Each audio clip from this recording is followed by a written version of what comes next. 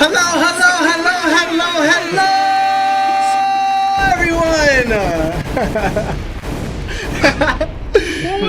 Welcome to another episode of That One Piece Talk.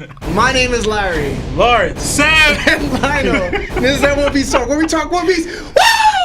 Oh, man. What's good? What's good, everybody? Episode 200, and we decided to do nothing.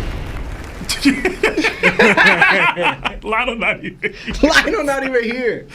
Oh, man. Y'all didn't play nothing? That's crazy. Lawrence asking us if we planned something.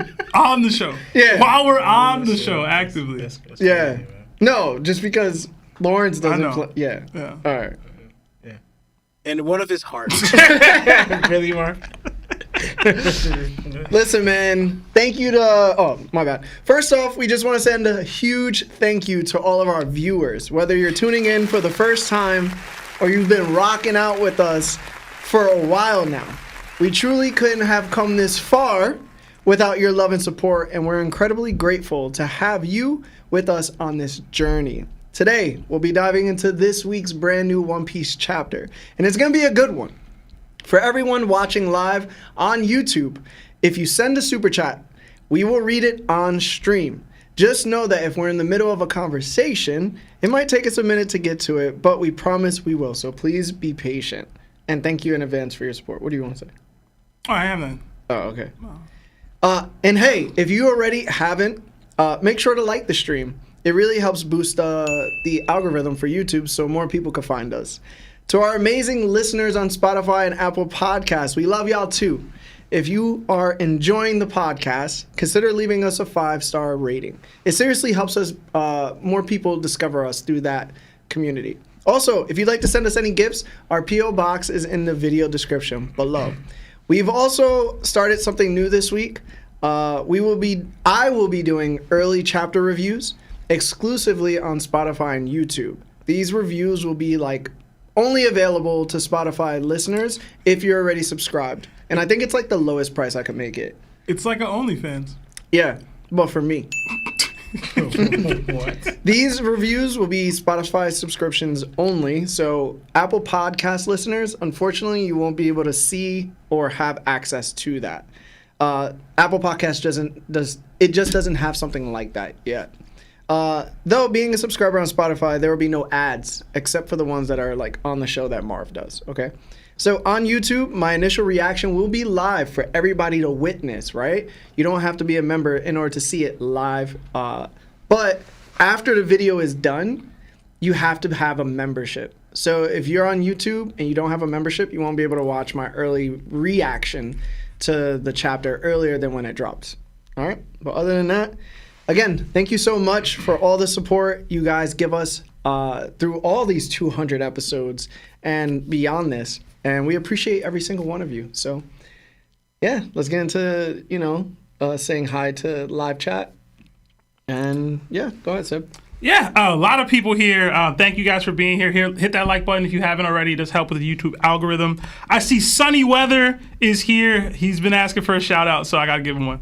I see Usopp's Nose, Grandpa 210, Zenkodu, Lance Schultz, Kyrian Kovergy, Twilight Straw Hat, King Mappo, God the Usopp, Cyborg Frankie, Lethal 7, Lethal 97, Big Moto, Rise God, Larry the Tax Collector, Nelson, Sammy, Young Lou, Figureland Shampoo, Jean VHB, Wise Life Jody, Asante the Wise, Loke, Mr. Prince, You Up, I think it's You Up, or UUIP? I don't know what that says, bro. I'm sorry. Cosmic Dreams, Maximilian Turner, Post Sniper, RS Runner, Riasat, Owu, Deku Mighty, FD, Austin Hart, Balls and Bick, what? Jenny, Rhea Mundo, Shippin' Za Out, Patty Melts, Calamity, Gabe Jury, Monkey D. Scooby, Scuba Steve, Tech D. Throw, Jerk Chicken, Alan,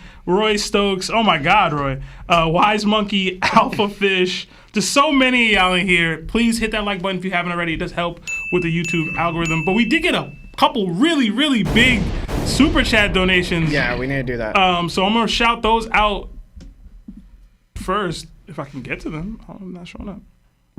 All right, first we got $100 from Grandpa 210. Jesus. This came before the stream even started, so thank you so much. Thank you. Appreciate Yeah, I walked into the room with Marv and I saw like the $100. I was like, what? What? We didn't even start yet. I just walked into the studio. Yo, Grandpa, where you been, bro? Yeah, bro. It says, this Larry tax is getting more and more rough by the day, but I can't complain because there's nothing else I'd rather be doing. Love y'all, man. Happy big 200. Thank you, Grandpa. All right, one, thank you for the outrageous donation. Yeah. we really appreciate that. Yo, what's wrong with y'all, bro? Listen, man, y'all gotta let that go, bro. All right? Let it go, bro. Do they, though? Do they? It's gonna haunt me for a long time. Probably, man. A long time. Yeah, why is the fan funding not... It's not showing all the soups for me. I just did. Let me see if I can do it. Yeah. Sebastian. No, it's No. not showing on my side either. Yeah. It like lost like a clean like half plus. Let me see if I can do it this way. Yeah. We'll go into the studio session itself. Let me see if I can See. refresh on my phone. I don't want to lose those. That's crazy.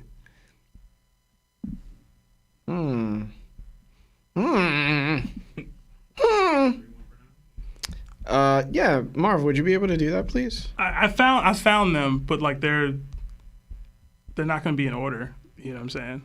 But I found them in the studio itself, like the Yeah. So we did get another 150 Oh my God. from Roy Stokes. He also Stokes, man. donated 50 gifted memberships Oh my on top God. of this. Wow. Stokes. Yo, we be complaining about Trent Yo, being Jesus. a trapper. Yo, Roy gonna have to come up to the podium, bro.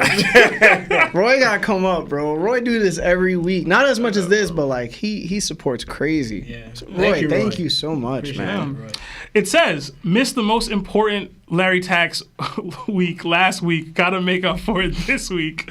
Y'all are the GOATs. You guys have been such an inspiration to everyone. Happy 200. Here's to many, many more. Thank you, Roy. And again, I saw the gifted memberships come in. That's wild, man. To everybody that received one, please throw up the knock on my fist. Please say thank you to Roy. Community, bless up Roy, man. Thank you so much. Literally, that's so much support. Yeah. Crazy. I don't even know what to say sometimes.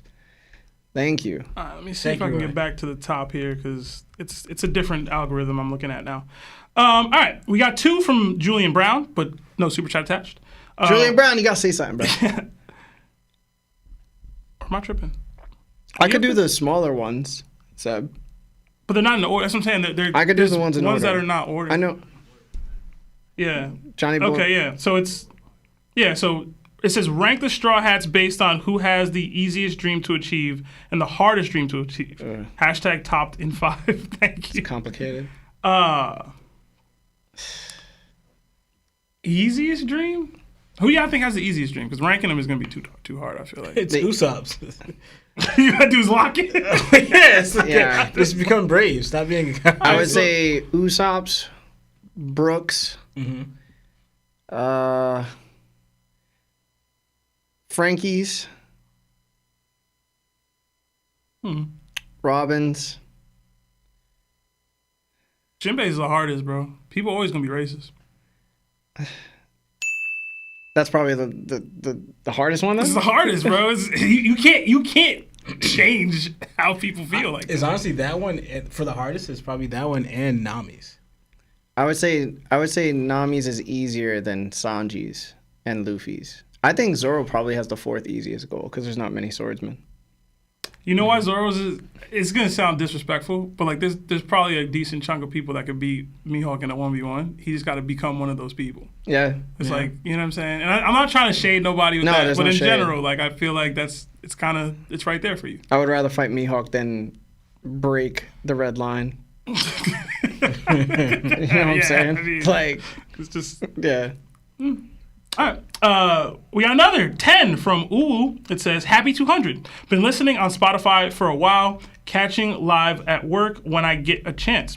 Was withholding the Larry tax because I don't agree with you most of the time. LOL. But your theories are wild, man. Apparently he's got a couple more today. Yeah, I got heavy theories today. I got 3 of them. 3 bangers. Okay. I took a lot of time last night, and then I woke up like 4 in the morning and started working on them.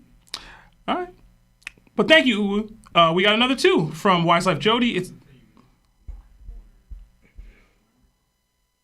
the memberships don't show on this one, the one I'm looking at. Yeah. Yeah, Oh, read it for me. I got it, Marv. I got that one. So Bleak Corner with the 7 months. Nakama status says, "What's your favorite meal?" Lawrence? Spaghetti, What? No. I don't eat really spaghetti. pizza with steakums on it. No. But yeah, I probably I do like pizza and tacos. Yeah, tacos. Tacos, pizza, and sandwiches are like my top. Seb? Oh, man. A specific meal is going to be hard. I'll just go with a couple different dishes I really love. Mac and cheese, specifically my grandma's mac and cheese. She's passed, so I'm not going to be able to eat it again, but I love mac and cheese in general. Oxtail. Absolutely love oxtail. And lomo saltado. Why are you laughing? I don't know why you laughing. Because he named it more than one? No, I glanced at the comments. But, Latin booty. It's crazy. That's so that heavy laughing. oh, man. You wanna And keep- pizza. Yeah, I was going to say. Yeah, Yeah. Coochie. Okay. Yeah. Bruh. All right. I'm man. joking. All right, I'm bro. joking. It's a joke. Jesus Christ. All right. All right, yeah. Ooh became a Nakama. Remember, Lawrence, it's not that funny. It's worldly. All right? Sorry. Relax. All right. What's wrong with you? Four Sword Style with a 5 says, "Happy 200th. Can't stay, but wanted to show some love to my favorite podcast. And apparently showing love isn't exempt from the hashtag Larry tags. Y'all the goats. Hashtag Jersey Gang. Shout out to Jersey, bro. Yeah, you missed Wise Life Jody's, man. I ain't You even read it. did Wise Life I said his Jody's. name, then Marv cut me Oh, off. Wise Life Jody with the 2 says, "Happy 200th, fellas, and give us a trophy. Hashtag goats, hashtag top on top, hashtag bucks and 6. Oh, I thought Sebastian read that. No, Sebastian read that. He read the theories $10 are wild, one? man, yeah. Yeah, I heard that. See, Marv ain't paying attention either. For Garland Shampoo, with the 6 months Nakama status says, "Happy 200th. Been watching you guys from chapter 1035. That's a lot of chapters, bro. Chapters. 10:35. It's a lot of embarrassing moments. I ain't embarrassed. 6 more minutes of this, guys, and then we're going to get into the chapter. Marco Caldillo with the 2 says, "Who wins? Zoro and Sanji versus Kizaru, and then Kid versus Sabo." I'm going to go Zoro and Sanji versus Kizaru. I'm going to go with the monster duo, I guess. Same. I I agree. It's going to be tough, though. Kid versus Sabo? It's Sabo, bro. I don't know why you taking too long. Yeah, it's Sabo. I just wanted to be put Sabo, out there. bro. One of these guys is an awakened Conquerors hockey user. The other one is Sabo. That's all I'm saying. When did he use All I'm it? saying. Yeah. Listen, Awakened. Okay. when did Sabo do anything, really? Okay. I'm gonna go Sabo out of expectations. Kid has done more. You know what's crazy? Yeah. Even if Kid uses his magnetism, it's not going to hurt Sabo because he's a low gear. You can still, if you're magnetized, you can still move him. No, How? How? you can still How are you move gonna him. magnetic fire? I'm curious to how you think that works. That's how Sebastian's listen, brain works, bro. Listen. All right, next one. Project Iceman with the 5 says, "The big 200. Let's go. Hope to see the whole crew today. Lionel? XD, seriously. Here's to another 100 episodes of Top. Looking forward to the review." Thank you so much, Project Iceman. And I did see that you sent some subs our way. Sent 10, yeah. Sent tab. Thank you so much. Please, everybody, throw W's for Project Iceman. And Majin D Sage, you sent $2, but you didn't donate. You didn't say anything. Next time, make sure you say something. Yeah. Lance Schultz with the 5 says, "All I know is I need a grilled cheese ASAP. Swear to God, if I could make Emu a grilled cheese, I could stop the slavery in OP. Call me the warrior of grilled cheese." Okay. I'm a booty warrior. He has I'm a warrior. a lot of confidence in his grilled cheese sandwiches. Deathsty X with the 5 says, "Congrats on the 200th and to many more. Love the pod and keep on rocking. Hashtag Larry B. Taxon." Thank you so much, guys. You guys are so freaking sweet. It's crazy. For Garland Shampoo with the 5 says, "Anthony Herrera asked, who would win, Omni-Man or Homelander?" Omni-Man. Omni-Man. Yeah, Omni-Man. It's crazy. Omni-Man. Yeah. Kevin Rodriguez with the 1 month to Nakama. Thank you so much. Wise Life Jody for 5 says, if Garp accepted promotions, would he have been Fleet Admiral over Sengoku? Would they have clashed like Aokiji and Sengoku? Hashtag Larry Tax. Hashtag Seb Go Bald. Hashtag Law. Do the mukbang, bro. Bruh. Wait, who was promoted? It'll be over. If Garp wanted to accept the promotions to Fleet Admiral, would he have gotten chosen over Sengoku, or would it have ended up like a No. Aokiji kind of situation? No. Yeah. All right. Poda Jesus with a 5 says, just want to say everybody better like the stream for the big 200 episode. Hashtag topped tariff. Hashtag Larry. Don't start the tariffs, bro. Tech D Throw with the 6 months to Nakama status says 200 episodes and still not enough. We need more. Let's go. Yeah, you're right. Jerk Chicken with the 2 says, shout out to the horse that low diff law. If you were here for that episode, you know what we're talking about. Young Lou with the 2 says, 200? You guys the best. Yeah. Thank you, man. Rick Tudon with the 11 months to Nakama status. Big 200. Let's go. Thank you. Young Lou with the 2 says, Seb heard 200 and got the unk fit ready. Hashtag Youngblood. Yanko Ichigo with the 5 says, me crying, laughing, rewatching the pot from 2 weeks ago when Larry said next chapter, Jinbei sweeps. Oh my God. We'll talk about it. Oh my we'll God. talk about it. Jesus. Azimba with the 10 says, been listening to the pod for a while. I think since episode 160 something. But thank you guys for the hard work y'all put in. Much love. Hashtag Larry Tex. Hashtag BBC. Hashtag Sebi. Thank you, man. I appreciate you. Thank you to all the long listeners. Pause. $5 from Raven Storm. Happy 200, Manikas. Here's to another 200 more. Thank you. Eduardo Torres with the 10 says, what's more likely, Lionel showing up for 2 months straight or Dragon doing something in the next 50 chapters? Also, how come the Twins didn't show up for my boy Larry's B-Day? Happy 200th. Twins was busy. All right? Twins was busy. But who's more likely? Lionel showing up for 2 months straight, man. or Dragon within the next 50 chapters? If you really break it down, though, it's really only like 4 episodes because, a month. So Lionel showing up to 4 episodes straight. It's a 2 months straight, so it's 8 episodes. 2 months? Yeah. Oh, I think okay. Lionel would show up. You think Lionel's more likely 8 to show months up in- straight? For two months straight. So Then Dragon within the next 50 chapters? For sure. I don't know about Yeah, that. bro. Yo. I'm can- serious, bro. So is Dragon not just showing up? Is Dragon actually doing something? Doing anything at this point. It was really like 50-50. In all honesty. I don't know, bro. I might go Dragon. Bro. We're going to do these last 2 super chats, guys, and then we're going to jump right into the chapter, okay? So, Eli D. Great with the 5 says, had to give up eating today to pay my double tax. First, my Larry tax because I ain't got nothing better to do. Second, my business partner tax to Lawrence. Hashtag save. You guys are so terrible, bro. Yeah. Mama Kid with the 10 says, happy 200th Top Gang. My question for you guys is, which one of Luffy's allies do you think would have made the best villain? And what villain would have made a better ally? The best villain? So not crew-wise, Luffy's allies made the best villain. The best villain? Sanji, in my opinion. Because if he links up with Germa and has like the whole Germa squad plus the clones plus his brothers and then he takes over, it's pretty gang, bro. Like, Yeah, it would be, that's a good one. yeah. Does Bo count? A villain that would have made just like a rag. No, shoot. Does she an ally? You know what I'm saying? but- yeah. I'll go with Law. Yeah. As far as the other way around, What villain would have made a better ally? Blackbeard. that's a good one, actually. Yeah. That's a pretty good one. I agree. I'll go with that. All right, and then the last one before we start the chapter. Natural Madness with the 2 says, great call out, Seb. That man was indeed a snake. We gonna talk Oh, my about it, God. man. We gonna talk about it. So, guys, like I said, all your super chats are going to be read, but we're going to jump into the chapter so we don't have to do super chats nonstop, right? We want to get to the juice of the part. After we do a couple parts of the chapter, we're going to jump right back into super chats. So, please, just be a little patient on that. And if you haven't liked the video yet because you just, started to come in, please like the video. And, yeah, that's about it. So, let's get to it. You guys ready for the chapter? Oh, we should do the ad break, right? Before everything? No, let's wait on the ad break. Let me jump into the chapter. Yeah. All right, thanks, Marv, for, reminding me. All right, today's chapter is titled Motion in Stillness. We return to Yamato's pilgrimage in the cover story. The caption at the bottom reads, "I'll never forget the debt I owe you. I'll be your follower for life."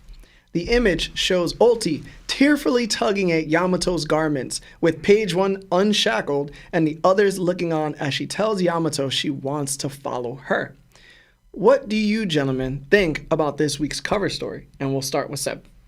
All right, so we kind of called it, right? The page 1 and Ulti. You and Lionel called it. Yeah, they was going to join. I feel like that. She want to be Odin. This was the easiest way to get to that. I feel like my question really is: are we going to see more of the Tobiropo or more of Kaido's henchmen follow suit? Like, do the rest of them? Do we get who's who back up on the crew? Do we get Jack? Like, would Jack follow suit? I always said that. I always thought there might be some deeper connection between Jack and Yamato because of the same age. They probably grew up together potentially, so maybe there's something where to explore that. But in general, Wano just needs some heavy hitters to protect it. Like, Yamato's strong. Scabbards are kind of strong. They range, but they already lost a couple already with Doji and Izo. So they need more people. And I always liked Ulti in page 1 joining. Who seems kind of a little too evil to join maybe, but like maybe Sasaki, maybe Jack, I don't know. Still hoping to see there's more to this cover story. Maybe holding out hope that the Blackbeard Pirates show up just to make it more interesting. But as far as Jack, I know a lot of people probably have pushback on Jack. The Dukes did technically get their revenge on him already. So I don't know. I like Jack. So All right, Law? Not much of it. Sebastian kind of said it all. It makes you laugh at how shocked who's who. I mean, page 1 is through like his sister saying all this, like actually wanted to follow Yamato because of her stance, with Kaido and her attitude. Like, she seems hard to like really gain on her side, but page 1 is really shocked by it, and then also their life was in danger, so it makes sense. And not much really. I just think about Momo, like Sebastian brought up the country needs like strong allies, but I just hope Momo gets strong as well. I don't know if it means like Yamato like supporting his training or something, but Momo needs it. But yeah, that's all I really have. All right. For me, like I said, shout out to Lionel and Seb, bro. Like, they literally called Yamato, linking up with Ulti and Page. I mean, where else was we going? Yeah. Where else was we going? She finally becoming like Odin. Like, I guess that's the point of this. Where does the story go after this? I have no idea. Literally none. Like, I have nothing that I could think of. Was everything uncovered? Like, the mystery? Because was that it? Just yeah. That was it. Now we on our way to dropping Yasui sword off. It's gotta be something more, man. It's gotta be. So, right? I don't know. Listen, man. Sebastian did a way better job of making it interesting. Because right now I got nothing. Yeah. So yeah, that's about it. All right, Marv. How about we do the commercial break now, and then we'll jump right back into the chapter, and then we'll do super chats after. Yeah. Did you read this one?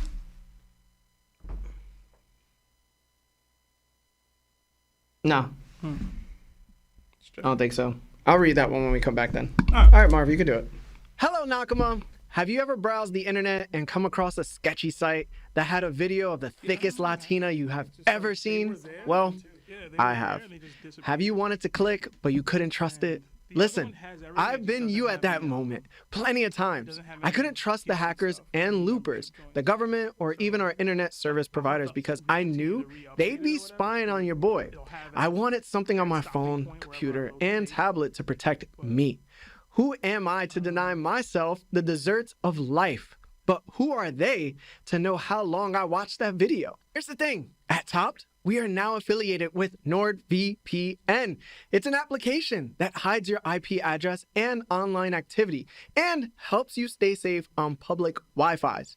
You also can connect up to 10 devices at once. NordVPN is available on all devices, bro. With our link, you can receive up to 69% off the first 2 years outright. They do have 3 plans, and each plan has its unique features. We wouldn't link up with a company if it wasn't worth it, believe me. Sign up now, Nakama, and protect yourselves from these online Gorosei members. Much love. This episode is sponsored by BetterHelp. Have you been struggling lately? Maybe having difficulty sleeping, struggling with a relationship, or suffering from low self-esteem? Listen, I've been there. We have been there. If so, then today's BetterHelp wants to help you. BetterHelp offers licensed therapists who are trained and here to help you out. Talk to your therapist in a private online environment at your own convenience. There's a broad range of expertise in BetterHelp's 20,000 therapist network that gives you access to help that may not be available in your area. You just fill out a questionnaire and it's as simple as that, guys, to help with your specific needs and then get you matched with a therapist under 48 hours. After that, you schedule a secure video or phone session. Plus, you can exchange unlimited messages, and everything you share is confidential. We signed up for different reasons, and to be honest, it's legit. It helped us out a ton. You can request a different therapist at any point with no additional charge anytime. Join the 2+ million people who took charge of their mental health with an experienced BetterHelp therapist. This offer goes out to all our That One Piece Talk Nakama. You get 10% off your first month at betterhelp.com/TOPT. That's BetterHelp, HELP.com/TOPT. Thanks to BetterHelp for sponsoring this episode. Yeah, I don't just have white women on my phone, bro. Like, All right, y'all. Welcome back, y'all. All right, so let's read those 3 super chats that we had to read. One from last week. We said we were going to read that. Mm-hmm. All right. All right, yeah, so we have $10 sitting from last week. This one came in after we had ended the show, so sorry for the delay, Owen Lundstrom. But it says, sorry it took so long to pay the Larry tax. I just got out of the hospital from when Larry broke my knees because I missed last month's payment. Tell you not to be late. Hashtag happy birthday, Larry. Hashtag sub the goat. Hashtag Larry tax. Thank you, bro. Oh, man. Should have stayed in the hospital, bro. Thank you. All right, and then next, we did have one we missed from a little earlier in the show today. Jada Rude, $20. It says random, but ain't no such thing as suffering from ED if Gunko's your partner. Hey, yo. I don't know what that means. Larry extortion money. Hashtag What's feds ED? watching. Erectile dysfunction. Oh. Oh,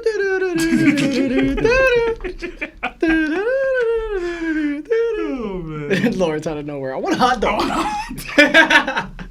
What the heck? You don't remember that. What's wrong with you? What's wrong with you? Yeah. All right. And then the last one before we go to the chapter again. Oh, that was it? Oh, that was it? Yeah. I thought you said we had one more. No, this is just where we are. Okay. Yeah. All right. All right, guys. Let's get to the first part of the chapter. So, the chapter opens right where the last one left off. Gunko has appeared before the Colin Pirates. And yes, I'm calling them the Colin Pirates because that's his ship. That's all right, wild. they got on his ship. That's wild, all right? bro. Usopp demands to know who she is. Jinbei watches closely, also intrigued. Nami and Colin assume she's an intruder. Jinbei quickly deduces that she's one of the human invaders who took down the guards at Oris Castle. Gunko, clearly offended, snaps back, disgusted at being called human. Nami presses her, asking if they're the ones kidnapping the giant children. Gunko screams in response, declaring that they are gods. Usopp, shocked, says he hasn't heard anyone talk like that since Enel and the Celestial Dragons.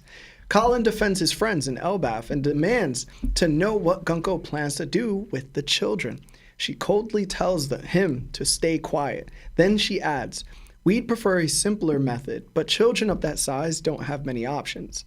As she speaks, we cut away briefly to Ripley, carrying Frankie, Bonnie, and Lilith away from the lightning cloud that Frankie had just blasted with his laser.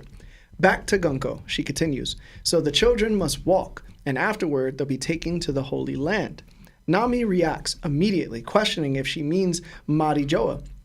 Jinbei asks if she's a celestial dragon. Usopp freaks out, calling them ugly, but admits she doesn't look like one. Brooke speculates that she's something even higher, a holy knight. Gunko confirms it by answering him that she's the very same. Usopp accuses her of planning to turn the kids into slaves, right as an arrow zips towards him. He panics. Nami calls for Zeus, and he responds. Usopp runs off, still terrified of the arrow. Nami activates Thunder Shark Tempo. Zeus transforms into a thundercloud shaped like a shark and rockets towards Gunko. But she uses her arrow ability to redirect him. Zeus can't change course. Nami begins to run from Zeus, who's now his target. Gunko says one day the world as we know it will cease to exist, or so they thought. Zeus slams into who we assume is Nami and begins crying over what he's done. Gunko stares on, expressionless. But then Brook rises, revealing Zeus actually hit him, not Nami. He gives Zeus a comedic thumbs up, while Nami sticks out her tongue and copies the gesture. Gunko continues, but a small number of humans realized it and warned the world of the danger. Flashbacks follow of Dr. Clover, Nico Ovia, Robin's mom, and Stella Vegapunk. Then, bang! Usopp lands a direct hit, blowing off Gunko's upper half. He yells, "Bullseye! Don't think we're scared of the celestial dragons." So, what are your initial thoughts on the chapter? And we'll start with Lo. I actually don't have much here.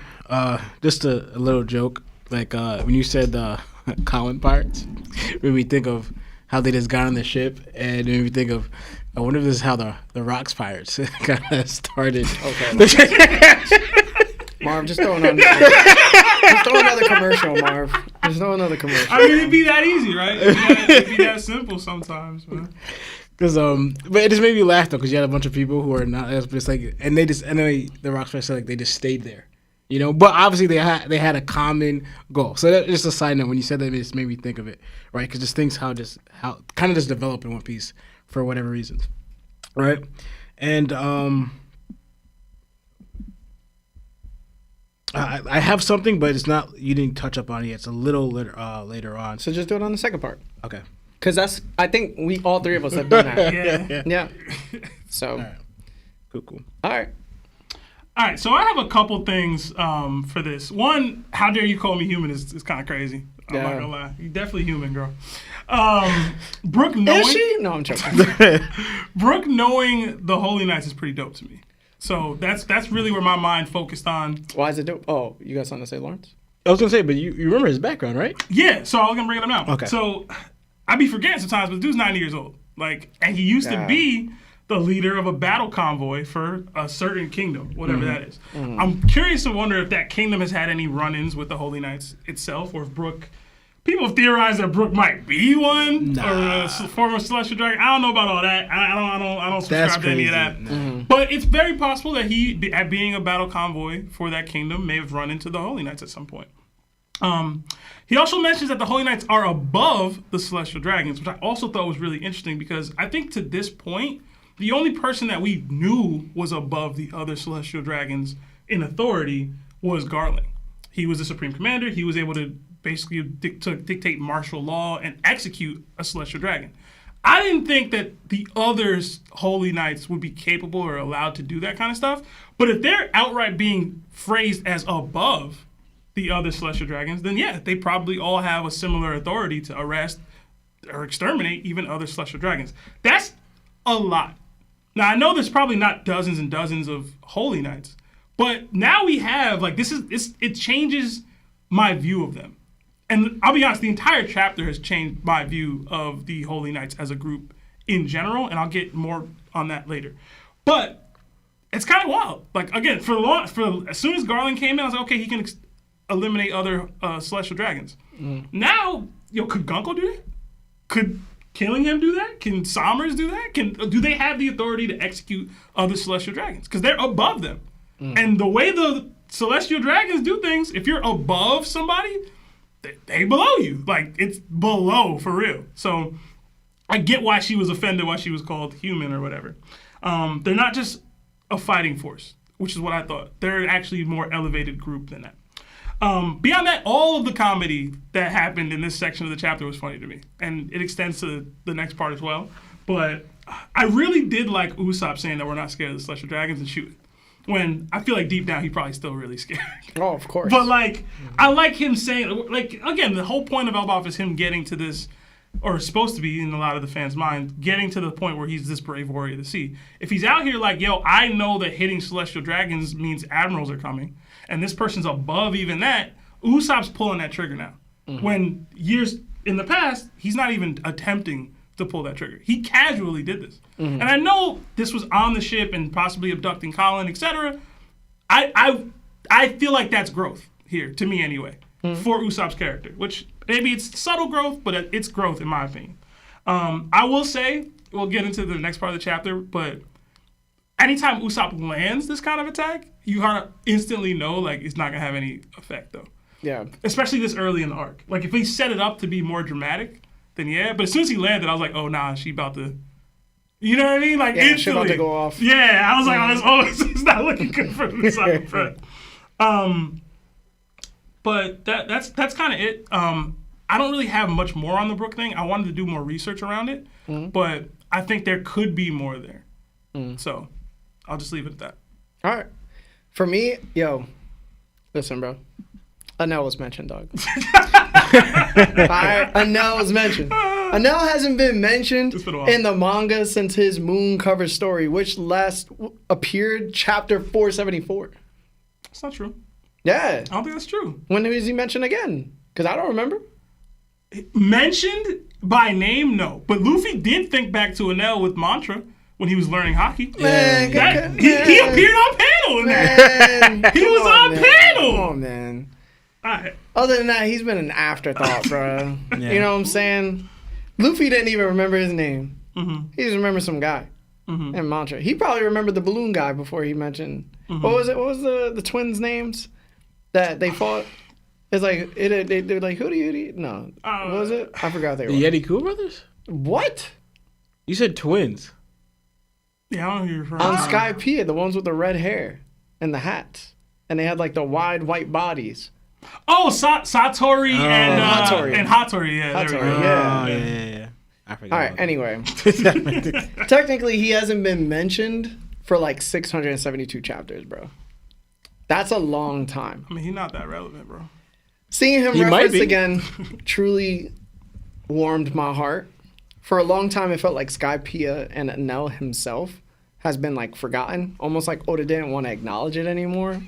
What made it worse was how often the community like criticized the arc for its like slow pacing, its disconnect from the main plot, its supposedly forgettable villains, lack of emotional weight, and an ending some called anticlimactic. But I disagree with a lot of that. Skypiea was my Alabasta, bro. It truly was. And I truly believe it will go down as one of the most important arcs in the One Piece history. So shout out to Oda for recognizing Enel. That's all I really want to say about that. All right, so Sebastian touched on it a little bit, and I fortunately did do the research, and I came up with something. I think Oda's been hiding that Brook has royal blood from that unknown kingdom he grew up in the West Blue. Before his death, Brook lived in the West Blue, where he was part of an unknown kingdom. During his upbringing, he received a formal education, something rare in most kingdoms because of heavenly tributes pushing them into poverty, unless they are affiliated with the world government. This detail alone suggests that Brook may have had ties to royalty, or at least come from a highly influential family, such as Sabo, who received education. Digging deeper into this theory, Brook served as the leader of the kingdom's battle convoy. Battle convoys are merchant fleets protected by warships, which typically belong to nations with world government support. Who else has that kind of naval power? The world government, of course. It was in this kingdom that Brook also learned his swordsmanship. And he wasn't just a leader of battle convoys. He was also part of a raider squad. Raider squads are elite small unit teams trained for counterterrorism, reconnaissance, is that how you say it? Reconnaissance? And foreign internal defense. That kind of experience suggests Brook was involved in high-level tactical military operations far beyond what an average citizen would experience. To add even more credibility to this idea that Brook may have had royal blood or deep political ties, consider this. He was already aware of a rookie named Goldie Roger before his death. Brook died at the age of 33 as a member of the Rumbar Pirates. At that time of his death, Roger was only 15, and he lived in the East Blue, while Brook comes from the West Blue. The distance and age gap raised the question, how did Brook even know about him? This could imply that Brook, through his leadership in these convoys and elite squads, was exposed to classified or high-level information, possibly because his kingdom has strong ties to the world government. Or the simple answer, he probably saw a Rising Rookie's bounty in a News Coup newspaper. But what if it's deeper than that? It's even possible that Brook helped transport celestial dragons, or was aware of the Holy Knights long before they became a known force in the current storyline. Brook hasn't confirmed any of this directly, of course, but the clues are there. So that's my take for that. What do you guys think? I like it. Yeah. I didn't have the time. I was busy this weekend to do more research on Brook's backstory. I just remembered him being a battle convoy, like a leader of a battalion. Same. And he's always had like a really, really formal way of speaking and acting. Like he bowed to Luffy and like the like I'll be a knight kind of thing to him. He's also always been a perv too, but in general, like I feel like there could definitely be more there. I saw other people online were talking about maybe with his 2-year time skip that there was, you know, he used like they have the pentagram circles or whatever, and maybe he's come into contact with them with a summoning circle or whatever. I don't know if Oda's going that far with it, but Brook is the soul fruit person, so maybe, you know. Yeah. I don't know. No, I liked it a lot, and how you brung up too, right? Like Sebastian brought up, like I said, how Brook's mannerisms, but also too, Brook knows knows how to play a lot of instruments, right? Like you said, education. Usually, you're going to be taught that in royal families. Like it's not something you just pick up out of nowhere, right? Because it's not just one. He knows how to play the guitar, the violin, and the piano. You know what I'm saying? That's already 3 that we know. I'm pretty sure Brook is probably one of those that could probably play every single instrument. You know. But in the education and like also knowledge-wise, and also too, I love the fact that you brung out the piece that we never got. We got, from what you just said, doing the math of his age, we got Gold Roger's starting age of rookie year. We didn't know that before, age 15. That could have been the latest. Yeah. Yeah. Because I'm thinking and that's 2 years before Luffy started his journey, which was at 17. Exactly. And I think around the same, in his week, I think that's also the same, 15 is the same age where I think Kaido and Shanks, I think, started their own crews. You know, like, you know, they were apprentices on someone else's. No, I'm sorry. Kaido's older. Kaido's older, yeah. But he went to Rocks at age 15. Yeah. But Shanks, I think, around that time, Gold Roger, he was passing, but Shanks is around like 15, I believe. He could be 17. But he's around 15. I don't think so. I got to check on that. I don't think he was 17. Yeah, I'd have to look at the. Yeah, He was, I know think he he's was younger than that. Yeah, no, that's what I said. He was like 13 on Roger's ship. All right. So I think he either started at 15 or it could be 17, but I'm pretty sure he started at 15 like Roger did. Most of the reason I'm bringing that up is that now that age we saw when he meets Rayleigh, he's probably 15, you know? And then, Or younger. And, or younger, no. I don't think He so. had to have made waves already by the time Brook heard his Yeah, name. within you know that what I'm saying? first He could year. be younger than that. That's what I'm saying. Yeah. Well, I'll tell you That's a this. big you know what's 14-year-old. crazy too?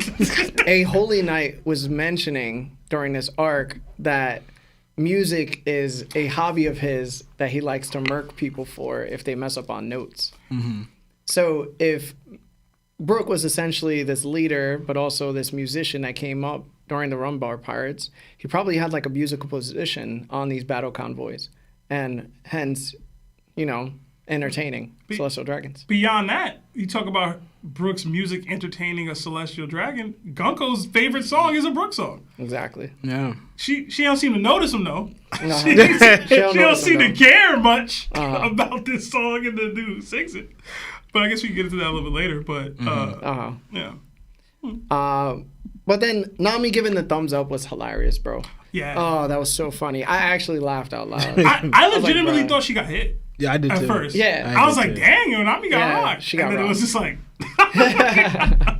It's really that Brook is giving the thumbs up too. Like, Yeah, yo, so funny, bro. Brook funny, bro. Usopp really was thugging on Gunko. Like, I loved it, and I hope this is foreshadowed that he's gonna do just more within this arc, and I think everybody wants that. So Oh, big shout out to Frankie as well for handling the giant. I guess Listen, bro. I guess, he bro. he handled it. anybody could check that out, bro. He handled it, bro. We see Yo, people I'm struggling. gonna be honest, bro. Otama, Tama could have did that, bro. All right. Honestly, she out here like kicking, freaking. She one shot. What was it? Gifters, bro. Yeah, gifters. Yeah, bro. Dude, we saw the people we saw getting taken out. Yeah, they were giants, but they were fodder. Mm-hmm. Fodder giants. Frankie don't get no points for that? No. Nah.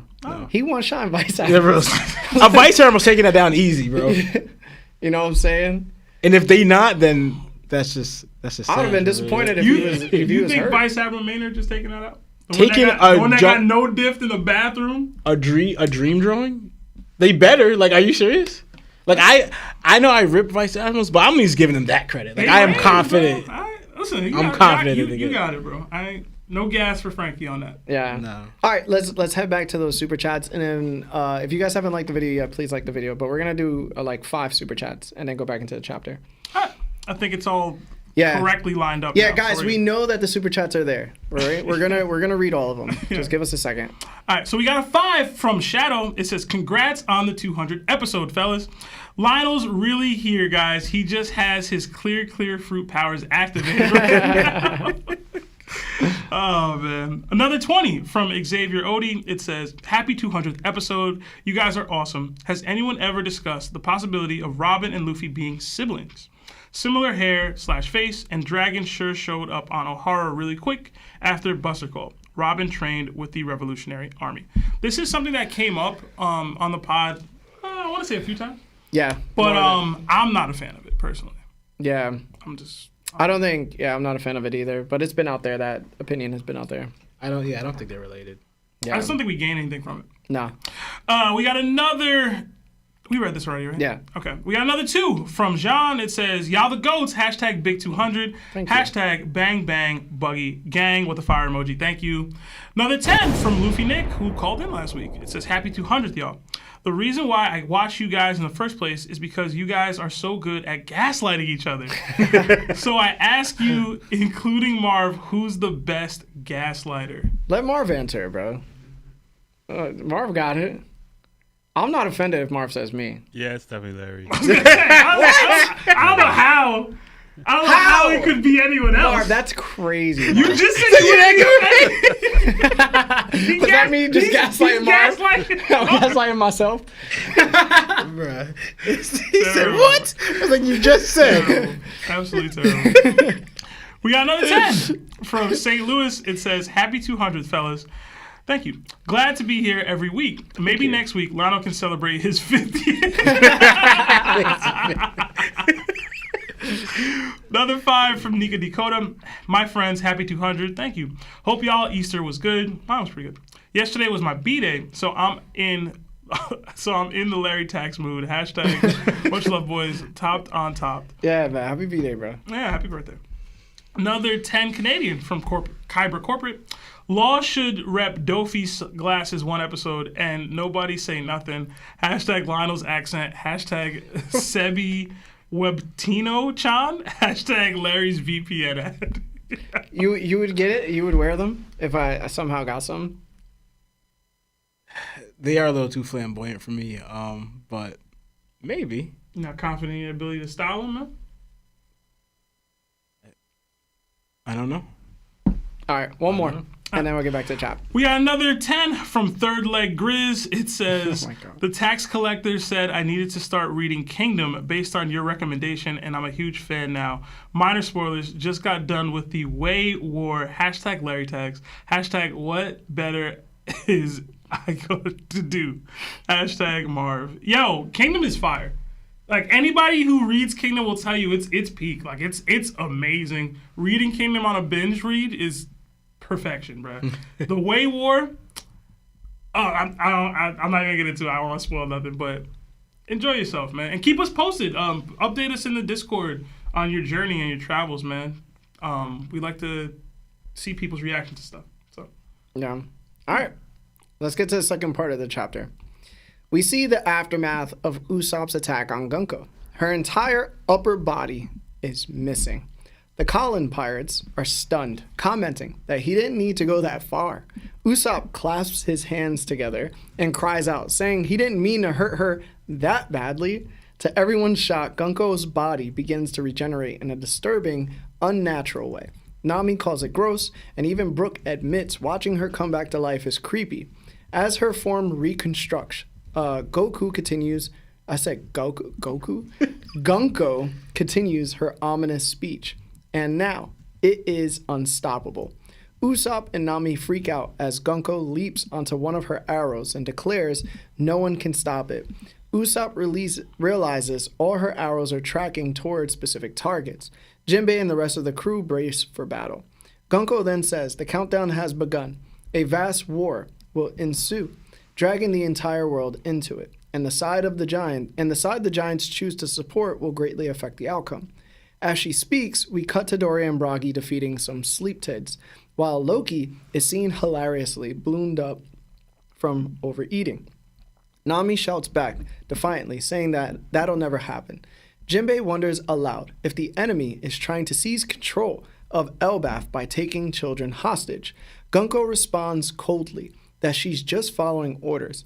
She doesn't understand the point of hostages. She'd rather simply end their lives. As she charges forward, Colin prepares to intercept her, but Gunko instead uses an arrow to choke Colin. Jinbei and Brook launch their attacks, but Gunko twists their trajectory, forcing them to strike each other. Nami sees an arrow appear in front of her face, then immediately gets kicked. Usopp fires his shot, but is met with a knee to the face. The Colin pirates are thrown off the ship, now falling from the Sun World. So, Seb, what are your thoughts on this part of the chat? All right, so Gunko saucing the entirety of the mid-tier Straw Hats and Jinbei was not on my bingo card, bro. It's not. But I love it as a plot development for a few reasons. One, she seemingly has the same regeneration capabilities that the Gorosei have, which drastically elevates her and probably the other Holy Knights as combatants in my book. Obviously, we've discussed as to whether or not that regeneration capability is a gimmick or whatever, but the fact they have it and can utilize it means big problems potentially for the world. The way she fights in general just makes her extremely difficult to fight if there's more than one person, because you can force people to fight each other like she did with Jinbei and Brook, etc. She'll likely have to be handled in a 1v1 by somebody, probably the likes of Zoro, or maybe Gabon now, because she kidnapped his son. So we'll see there. But her jumping in between Brook and Jinbei and making them hit each other kind of reminded me of Sanji when he took the punch from Luffy and Jinbei on Fishman Island. I thought that was pretty cool. The way she's speaking tells me that she's probably not a hidden revolutionary agent, as people have theorized. But I could be wrong. There's been some chatter about her possibly being a Ginny clone. I just don't know about that. I've had my reservations. I've always preferred that she's just her own character and just brainwashed into believing what she believes, but both things could work, you know? Mm-hmm. Oda likes to have characters steadfastly on one side of the fence and then transition them to another side by the end of the arc. So it's not impossible that she can change her way of thinking. Nami grabbing the arrow was wild to me. I don't know why. Like, I don't know if y'all peeped that, but she straight up grabbed the arrow. I was like, you can do that? I didn't know you could grab it. Well, it's like white cloth. Yeah, I was like, what? Okay. And then I love a good high knee. Listen, that's football, man. I love high knees. I love a good high knee, Lawrence. Make your knees hit your chest. Shout out to Mitsubasa. Shout out to Wano if he's watching. But she kicked them all off the ship and like immediately sailed away with the use of her arrow bird. So like the Straw Hats took a fat L, and like she's just efficient. Mm-hmm. How she fights, how she talks, how she speaks. They really need to lock in next time, and hopefully they realize that, because they wasn't going all out and need to go all out. Kids are getting attacked. Mm-hmm.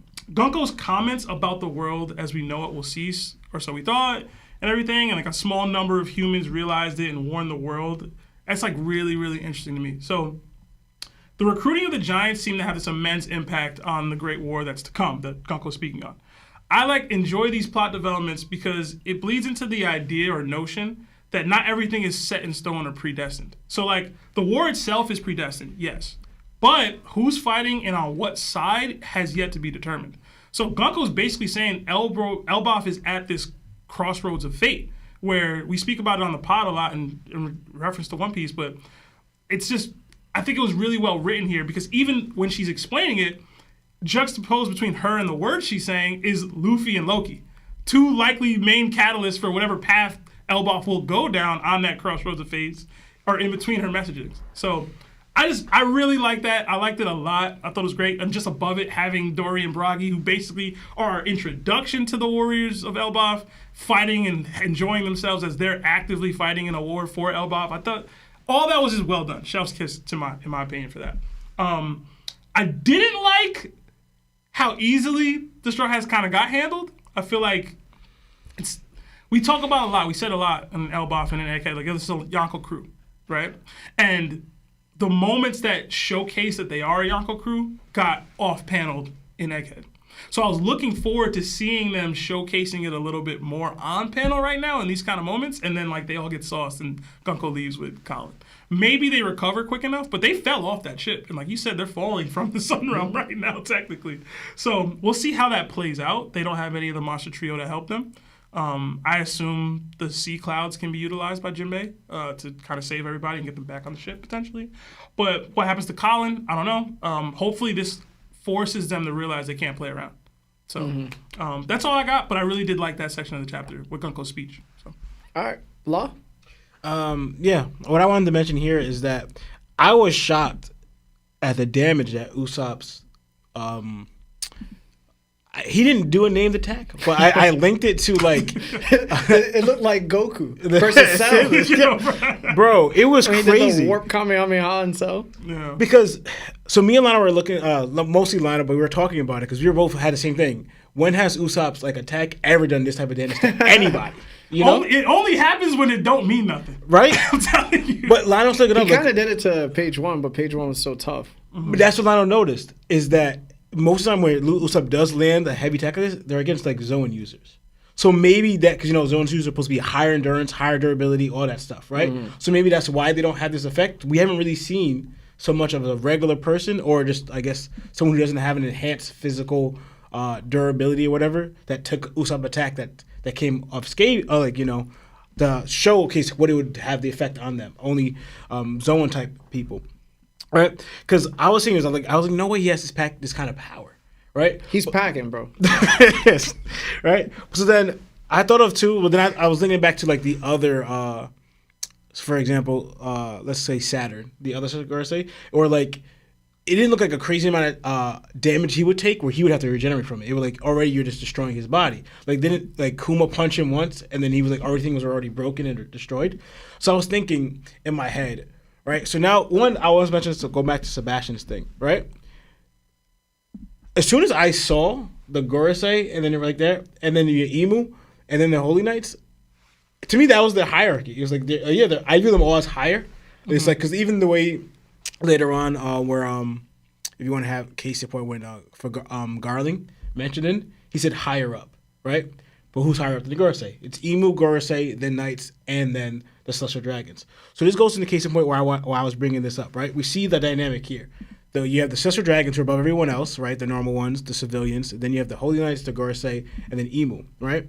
But I believe, right, case in point, we see who don't have this regenerative ability is the regular Celestial Dragons, right? So it's not like, oh, we're going to keep all of us alive, which they could do. We're all immortal. We're all gods. We all can't die. But like, no, we're only going to keep this special regenerative ability to, in a way, the ones that could kind of fight their warriors, and that's the knights, the government knights, and the Gorosei, right? So it's like the regular ones don't have it. Case in point, we seen when Garling was executing one, he wasn't regenerating at all, right? And we seen ones getting beat up before when Luffy hit one or whatever. There was never thing until you reach this stage. So now the reason I'm bringing this up now is like I believe, and what we learned also as well is the teleportation circle that they do, right? Mm-hmm. We thought it was just the Gorosei. Now we see the Knights doing it as well. And then first again, we saw the healing was just the Gorosei. Now we see the Knights doing that as well, right? So I believe there's a link between that symbol, that the summoning circle that they do with their regenerative ability. Not saying that the summoning thing causes their regenerative ability, but I think the same way or the same idea or realm where they're able to like summon each other, right? Through that whatever process that they found another way to like regenerate their bodies, right? Because also too, them transporting somebody, we're not seeing how they come together, right? I'm not saying their body gets breaking down and they summon here out of nowhere, right? But I feel like there's a link there that the same way they're even accessing it could be similar to the tattoos they got, and it could be like where we got hints of it before with Roto. We was saying that they experimented with these like circles in like these whatever arts, right? But I believe that through that, the arts or whatever you want to call it, it could be the fact that they're able to summon themselves, but also regenerative, right? Regenerative. So I think that special case of summoning and regeneration is due to the higher ups, and they have this a way of doing it through the tattoos that they get on themselves that allows them to do so. So this was many theory / observation that I saw with them, right? So yeah, and I will say too, right? I know it looks like so impressive that Gonku did this, but to me, I don't understand how Jinbei even flew off the ship because he took the least amount of damage at all of them. Because Brooke and them whatever, but it's more like a scrape because right, that shouldn't be enough force to push you off. And I was looking at Gonku's arms, and maybe she did something because both her arms are completely arrow thing, right? Because Brooke, I understand. Like, each of them I understand. Nami, you got kicked off. You sent flying. Usopp, you got kicked knee to the face. You got sent flying. And Brooke literally got his head punched off by Jinbei. And Jinbei was also using Fishman Karate, which shows to penetrate from the inside and use shockwaves in a way. So I can understand that. But Jinbei, I was like, I don't understand how you got knocked off. Well, the arrow is pointing, so maybe the attack lands, yes, and then just the arrow follows through and pushes you. That's what I'm thinking because that's why I brought up Gonku's arms. They're completely like in her ability form with the arrow, right? So I was like, because it doesn't make sense. And I guess, I don't know if she wants to use the ship or why she just decided to clear them off, but also I guess maybe so they wouldn't chase after her while she continues taking Colin, right? And now I found that very interesting too because in a way, notice how someone said something similar to this earlier, which is Mr. Ya or Gaban. He said, I forgot what chapter it was, maybe the last chapter or 2 chapters ago, about the Giants. He said, if Elbaf's in danger, this really is the end, right? And now you have her saying that the state of the side of the war, right, that Giants decide on will highly shape the war. And then so it's like, obviously, and then we were linking it to back, with where your theory about Nika being the first Nika being a giant, and how even their beliefs or their gods are like is viewed as Nika or something, right? Even going out to Kuma's Bible, who has giant's blood in him, lineage, and then they view Nika as their god or whatever, right? That Elbaf plays a big factor in whatever the fate of the world, right?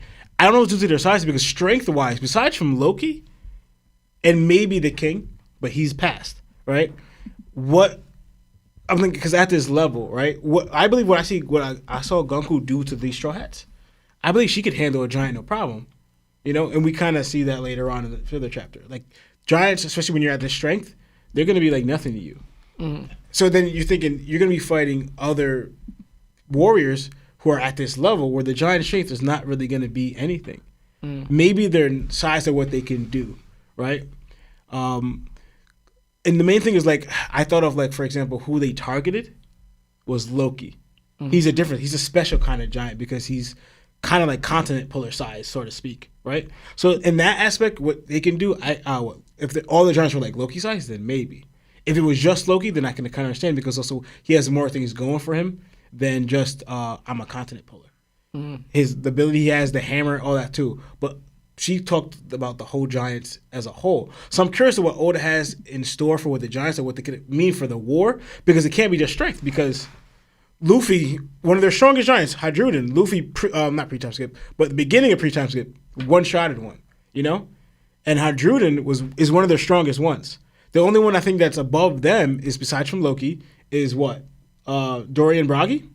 That's about it, So it's like, how are they shaping the world to what it is, what you believe is going to change the whole fate of the war, Especially like if we're asking for the government, their power. You guys outclass the Giants by a lot. Like, you guys don't need them, but why are they a factor here? And I wonder if it goes more into like the history and what we know. So like, I'm curious what Oda has to do with that, because yes, to a normal person, yeah, so, but like, we're way past the normal in One Piece, with especially the ranking of the Knights. But yeah, that's I think all I have for now. All right. For me, all right. So Yeah, I gotta think this theory is kind of out there, but like, hear me out. Like, don't knock it immediately after I say it. All right? So, I believe Gunko might actually be Emu, but in human form. Okay. All right, hear me out. Let's start from the beginning, right? Gunko first appeared alongside Shamrock, summoned to Aura's castle through an abyss pentagram. What's significant here is that only two characters have ever been shown using these pentagrams, Gunko and the late Saint Saturn. That immediately links her to a very specific and powerful form of summoning that most characters in a series cannot access. Even the other Gorosei themselves couldn't transport to Egghead on their own. They needed Saturn to bring them. Now, when Saturn summoned himself, the pentagram he used had multiple number 5s inside of it. When he summoned the other Gorosei to Egghead, we saw each had a specific number in their respective pentagrams. Mars had 4, Warkari had 3, Nusjuro had 2, Jupiter most likely had 1, but it's not shown. But when Gunko uses the Abyss pentagram, whether summoning Sommers and Killingham, or during her debut, there is no number. That's important. If the Gorosei are numbered 1 through 5, and Saturn is the top at 5, then what number would the one above them all be? 0. It perfectly fits Emu, the unknown hiding in the shadows above any title or rank ruler. This could explain why Gunko's pentagrams are numberless. They don't represent a rank within the hierarchy, because she is the top of that hierarchy. Gunko is also not referred to as a saint, a title given to both celestial dragons and holy knights. That's another red flag. She seems to exist outside of their structure, just like Emu. Now let's talk about her abilities. Gunko uses a unique arrow-based devil fruit power, but it doesn't resemble a Logia, since it's not nature-based. However, she also has regenerative powers, much like the Gorosei, who could take massive damage and recover instantly despite not using Logia devil fruits either. This links her directly to the kind of power Emu grants. We know Saturn's powers came from Emu. If Gunko has the same regenerative abilities and can use the Abyss pentagram just like Saturn, then it suggests she's either receiving power from Emu or she is Emu. And this brings me to the most intriguing part of this theory, what Gunko says. Here's her full quote in its totality. One day the world as we know it will cease to exist, or so we thought. But a small number of humans realized it and warned the world of the danger. Now it is unstoppable. No one can stop it. The countdown has begun. A vast war will ensue and drag the entire world into it. And which side the giants pledge their allegiance will have a profound effect on the outcome of the war. This doesn't sound like the words of a regular holy knight. Gunko speaks with knowledge of past civilizations, cataclysms, and patterns of destruction and rebirth, as if she's lived through all of them. How does she know all of this? She seems to understand the hidden truths of the world, the kinds of truths only someone like Emu or the founders of the world government would know. We've been shown that not all holy knights share the same knowledge. There is a hierarchy of information. So the fact that Gunko knows all of this tells us she's not just another knight, she's something more. Here's the likely explanation. Long ago, Emu may have used advanced technology, perhaps even based on Vegapunk's research, to create a biological clone or vessel.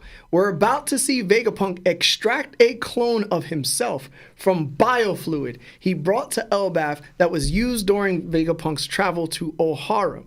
It's possible that Emu created Gunko as a perfect vessel to act in the world without revealing their true identity the same way Vegapunk has. And then there's the arrow power.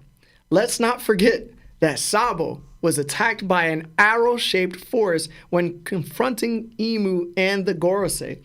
The same ability is used by Gunko. Coincidence? Probably not.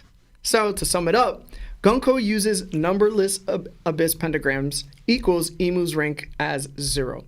Not called a saint equals exists outside the Celestial Dragon / Holy Knight system.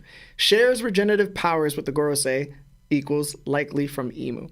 Her quote reflects ancient forbidden knowledge. Her arrow ability equals the same used against Sabo, and possibly a clone or vessel created by Imu using Vegapunk level tech. Gunko just isn't a regular Holy Knight. She's Imu, operating in human form. And that's why she said she hates being called human. What y'all think? For the arrow thing, though, all right, we saw it pierce Sabo. It did. But Gunko's, we see her, she's doing the attack. And the arrow pierce, all right, she didn't do it now, but did it pierce Loki? Or did she did it? She ain't pierced yet, but she's been strangling people. Yeah. She strangled Colin. She strangled the wolf. I don't think the piercing is beyond the pale. So let me ask you, what do you think about her liking Brooke's song then? Like, how do you factor that piece into it? Like, there's a level of humanity into her in there, or what is that? It's just like Emu just likes that song.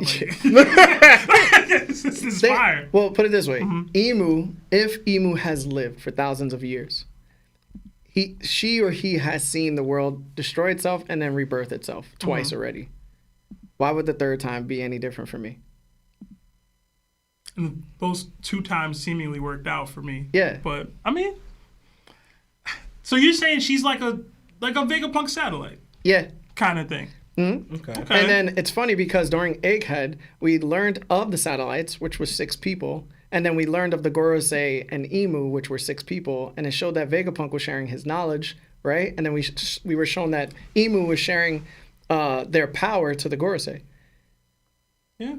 The thing about it is the way that's a coincidence I too. really did agree with what you said about like the way she spoke. It did reflect past, present, and future knowledge. Like it doesn't reflect like, oh, I just know that, you know, like it shows more there than any dialogue we've gotten from anybody else.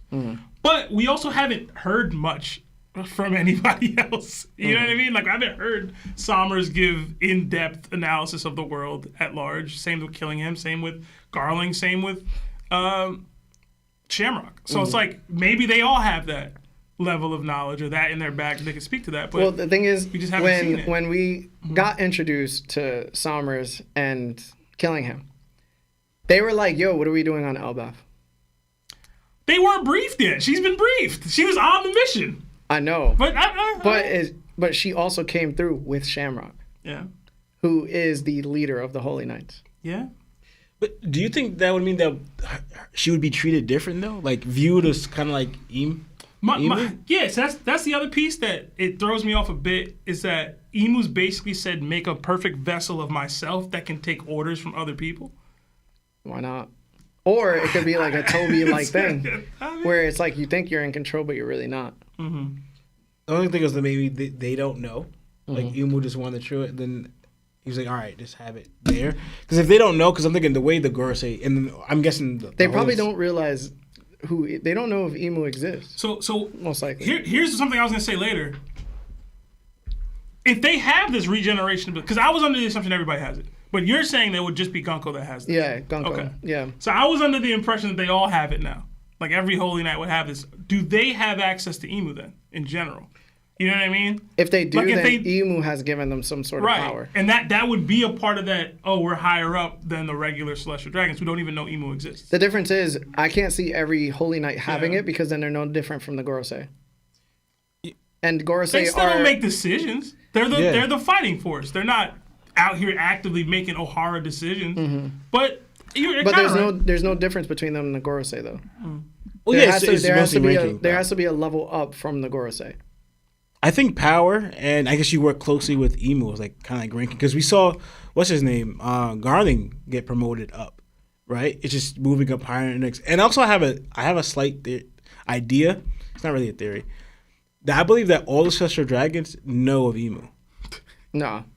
The reason why I say that is like, for example, because I'm thinking about it now, because like, for example, why would it be I feel like it would be more of a shock. For example, all the Knights have to know. Well, in my mind, it's because Garling was promoted. He said higher up than them.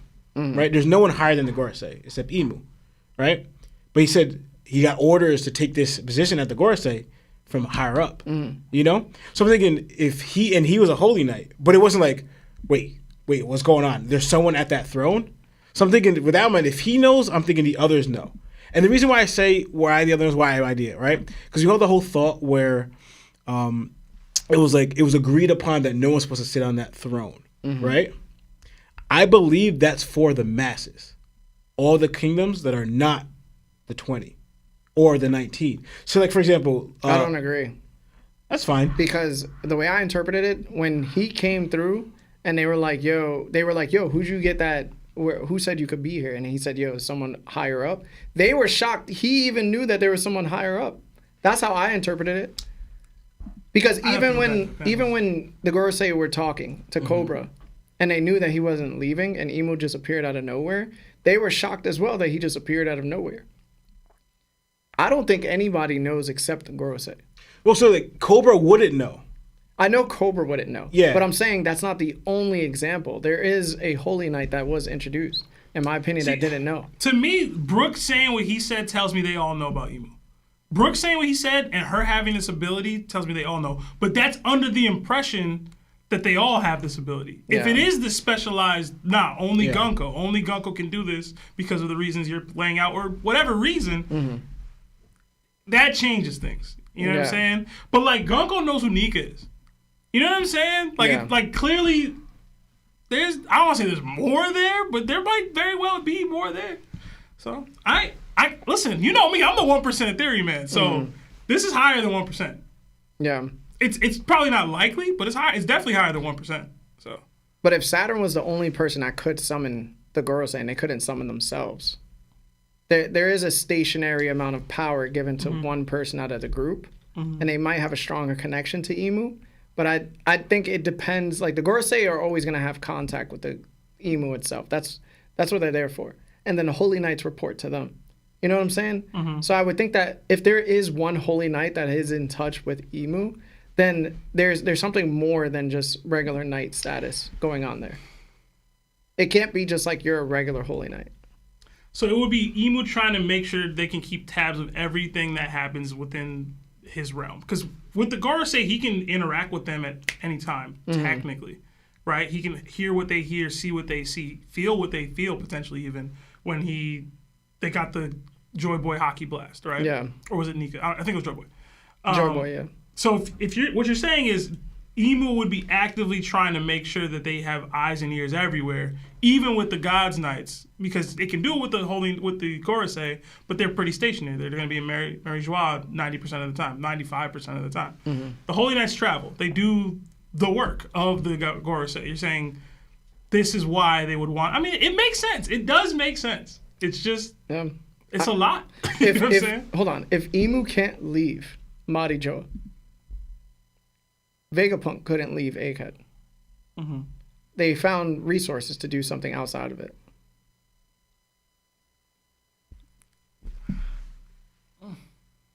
I mean, hey. And like I said, I don't hate is it a coincidence that they were both introduced during Egghead and then satellites were a thing and then the Gorosei were shown that they were like satellites? There's definitely a comparison between both of them. It could be both because, for example, if Imu is supposed... Imu, right? If we heard from Ivankov that he's from this dynasty, right? And he's supposed to live for this years old, right? And you think of the next generation that comes, you got to be introducing, they recognize this thing every time. And if they all think towards that agreement that no one's supposed to say that, so everyone that just not how the Gorosei believe themselves, that they're accepting that someone just all higher than them. All that, like, you know what I'm saying? Like every time, everyone has to be introduced to Imu. Well, that's a lie. You know what I'm saying? That the sitting in the throne thing is a lie that they're perpetuating to show that the world government is good. They know it's a lie. Yeah, but that's what I'm trying to say is like celestial dragons know Imu. To me, in my thought, all of them know. But that's the lie they told the world. No, I don't think that's the case. Because I feel like Charles would have said it no matter what. Yeah, just to brag. I think because they didn't know about Nika. They didn't know about Joy Boy. They didn't know about none of that. I don't think they know about emo at all. Only the Holy Knights, only the Gorosei know about emo. And that's probably what Doflamingo learned of or whatever and was like, yo, I know about the treasure or whatever. That's a stretch probably. But either way, it's like, I don't think even the Celestial Dragons know that emo exists by and large. But the Holy Knights, or in Larry's specific, certain Holy Knights. Originally, I thought it was only specific Holy Knights. Garling and the Gorosei. With Gonko now as a possibility that we could have that too. And maybe Shamrock got called back so he could learn about who emo is or whatever. But I'm leaning more towards all the Holy Knights now know, just because of what Gonko was saying. But it's very possible that Gonko knows and not the other ones. I understand that. But like, for example, that goes into, which we don't know. This is all about, I guess, we're going into what we don't know. But like, how are you selected to become a Holy Knight, right? You would have to be educated. Are they only sticking to a certain family? All right, this family, like for example, if they want to go by this way, because obviously in the Celestial Dragons there's certain families, right? We saw that this one was related to another one, right? These are the families, right, that are Holy Knights. And these families are the only ones that know about emu. If you're doing it that way, then that's fine. But like, for example, we talked about Doflamingo. He was born a conqueror, right? Are you going to keep him as a normal civilian Celestial Dragon? Or do you get him to become a Holy Knight because he has potential? It's built on strength. Right? For sure. So then if he's just a civilian Celestial Dragon, he would have to be told, oh, you have to answer to a higher power, which is Emu, right? So now, for someone like that, it's like, do you just accept that as a Celestial Dragon? You're being, all this time you're raised, you're this way. But no, there's someone, you're selection, but there's someone that you answer to, right? And then you're like, yeah, and he's from the first dynasty when we originally started. Right? Doflamingo listened to Kaido. He was different. Yeah, that was more like him maneuvering. In business and trying to take him out. But he was living in fear, though, too, of Kaido. Yeah. Okay, so, like, if the Gorosei are unbeatable, because you can't beat them, you're going to have to listen to them. You know what I'm saying? It's that easy. Because there are conquerors above Doflamingo in that position. And we've always said conquerors follow other conquerors. So if he feels like there's a way to just maneuver into that position, and why not? Join him. Well, I'm going is like fully accepting this as a just information to just follow. It will be tougher. For example, you're all taught this from the get, right? And if you want to join the ranks, and that's what, if you want to set it through failure, that's fine. But you wanted to join the ranks of to pretty much, if you all view it as, no, this is how things are from the get. But to further because they're all viewed as a group, the Celestial Dragons, they're all viewed as we rule, right? Emo has all our interest in mind, right? And to keep that covered, yeah, you join the Holy Knights and then move up. But if you're just a regular CD and you don't know it at all, then you come to terms with, no, I'm going to be taking orders from a higher thing. Someone with that potential, I feel like that's where you could cause more rift in their thing. It's like, no, I want to be emo. You know? Like, for example, what I believe, Doflamingo kind of wanted that. He wanted to take Emu's place, right? But that's me thinking that he knows.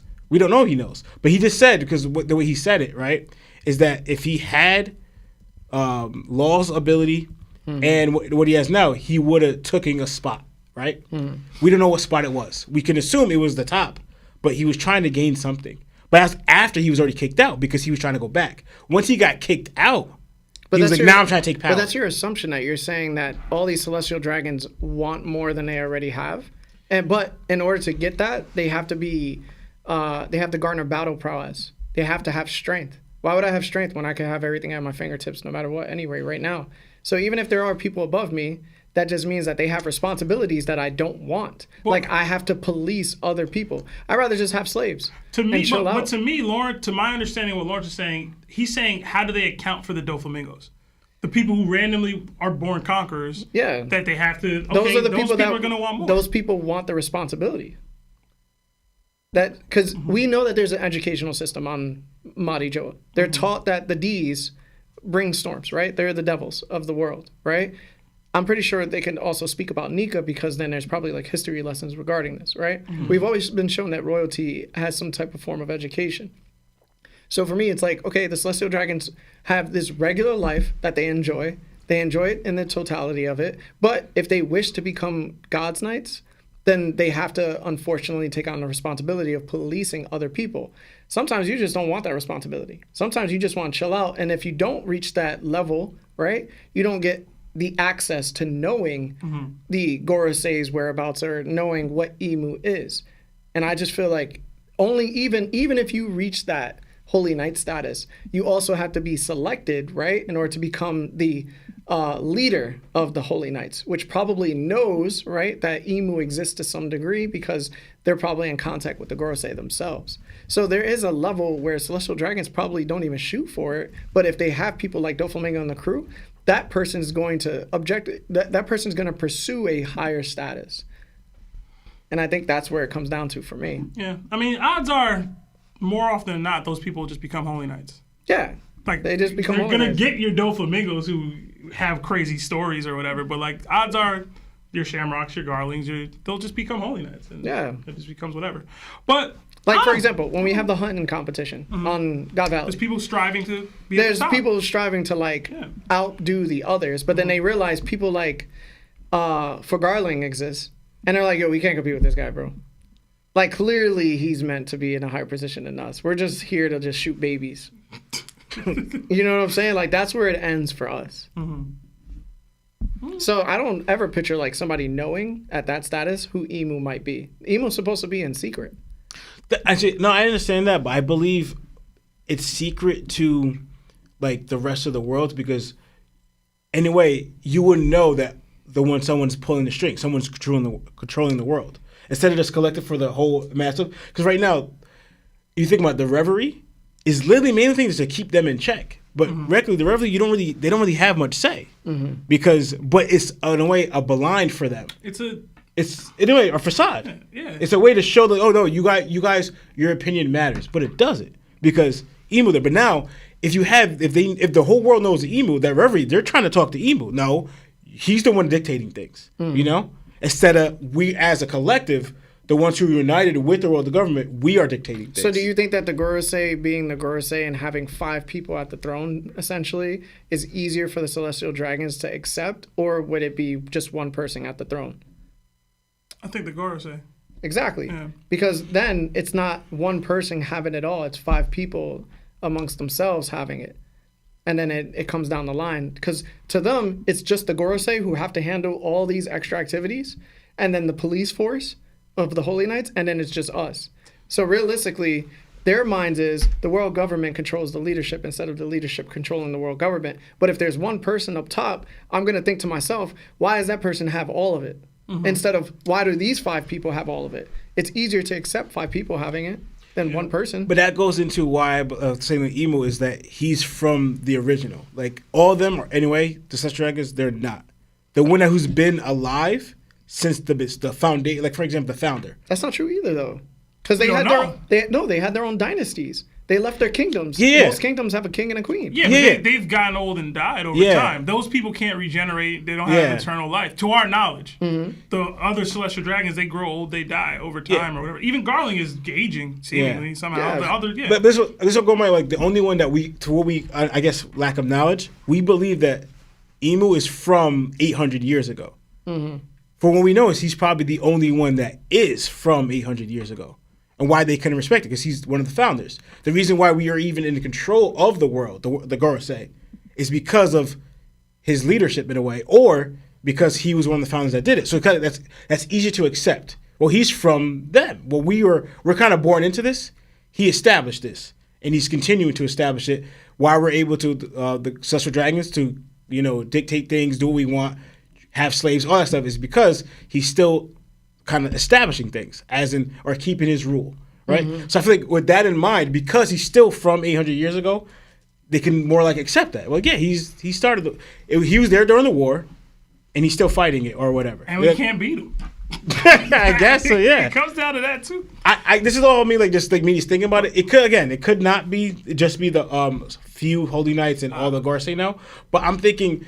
Because you go into the Holy Knights and it's accepting, oh yeah, so just so you know, we actually have a king. Yeah. That the stone on you instead of you just being taught that from the beginning. To me, anybody who's a Holy Knight that has the regen powers, they have like a blood oath contract or whatever with Emu. And they have to meet him for that. So Gunko, I don't know. I mean, I assume Garling now. Obviously, he's a Gorosei member.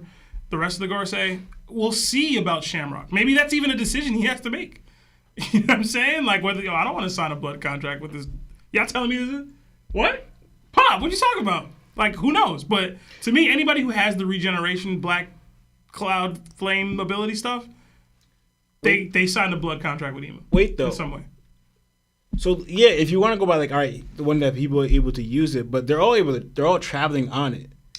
Traveling through it and utilizing it is different to me, anyway. Yeah, for you know sure. what I mean? Like, technically, you could summon anybody to, you know what I'm saying? Like, actively creating the pentagrams and Because you know? no, yeah, that's true. There is a difference there. But I'm thinking, all right, for the tattoo, I'm not saying the tattoo is drawn in blood. It could be, but you have to have, from what we understand at this point, no, not confirmed yet. You kind of have to have that signature tattoo or whatever. You just have to have a mark in order to utilize to use the actual teleportation. Yeah.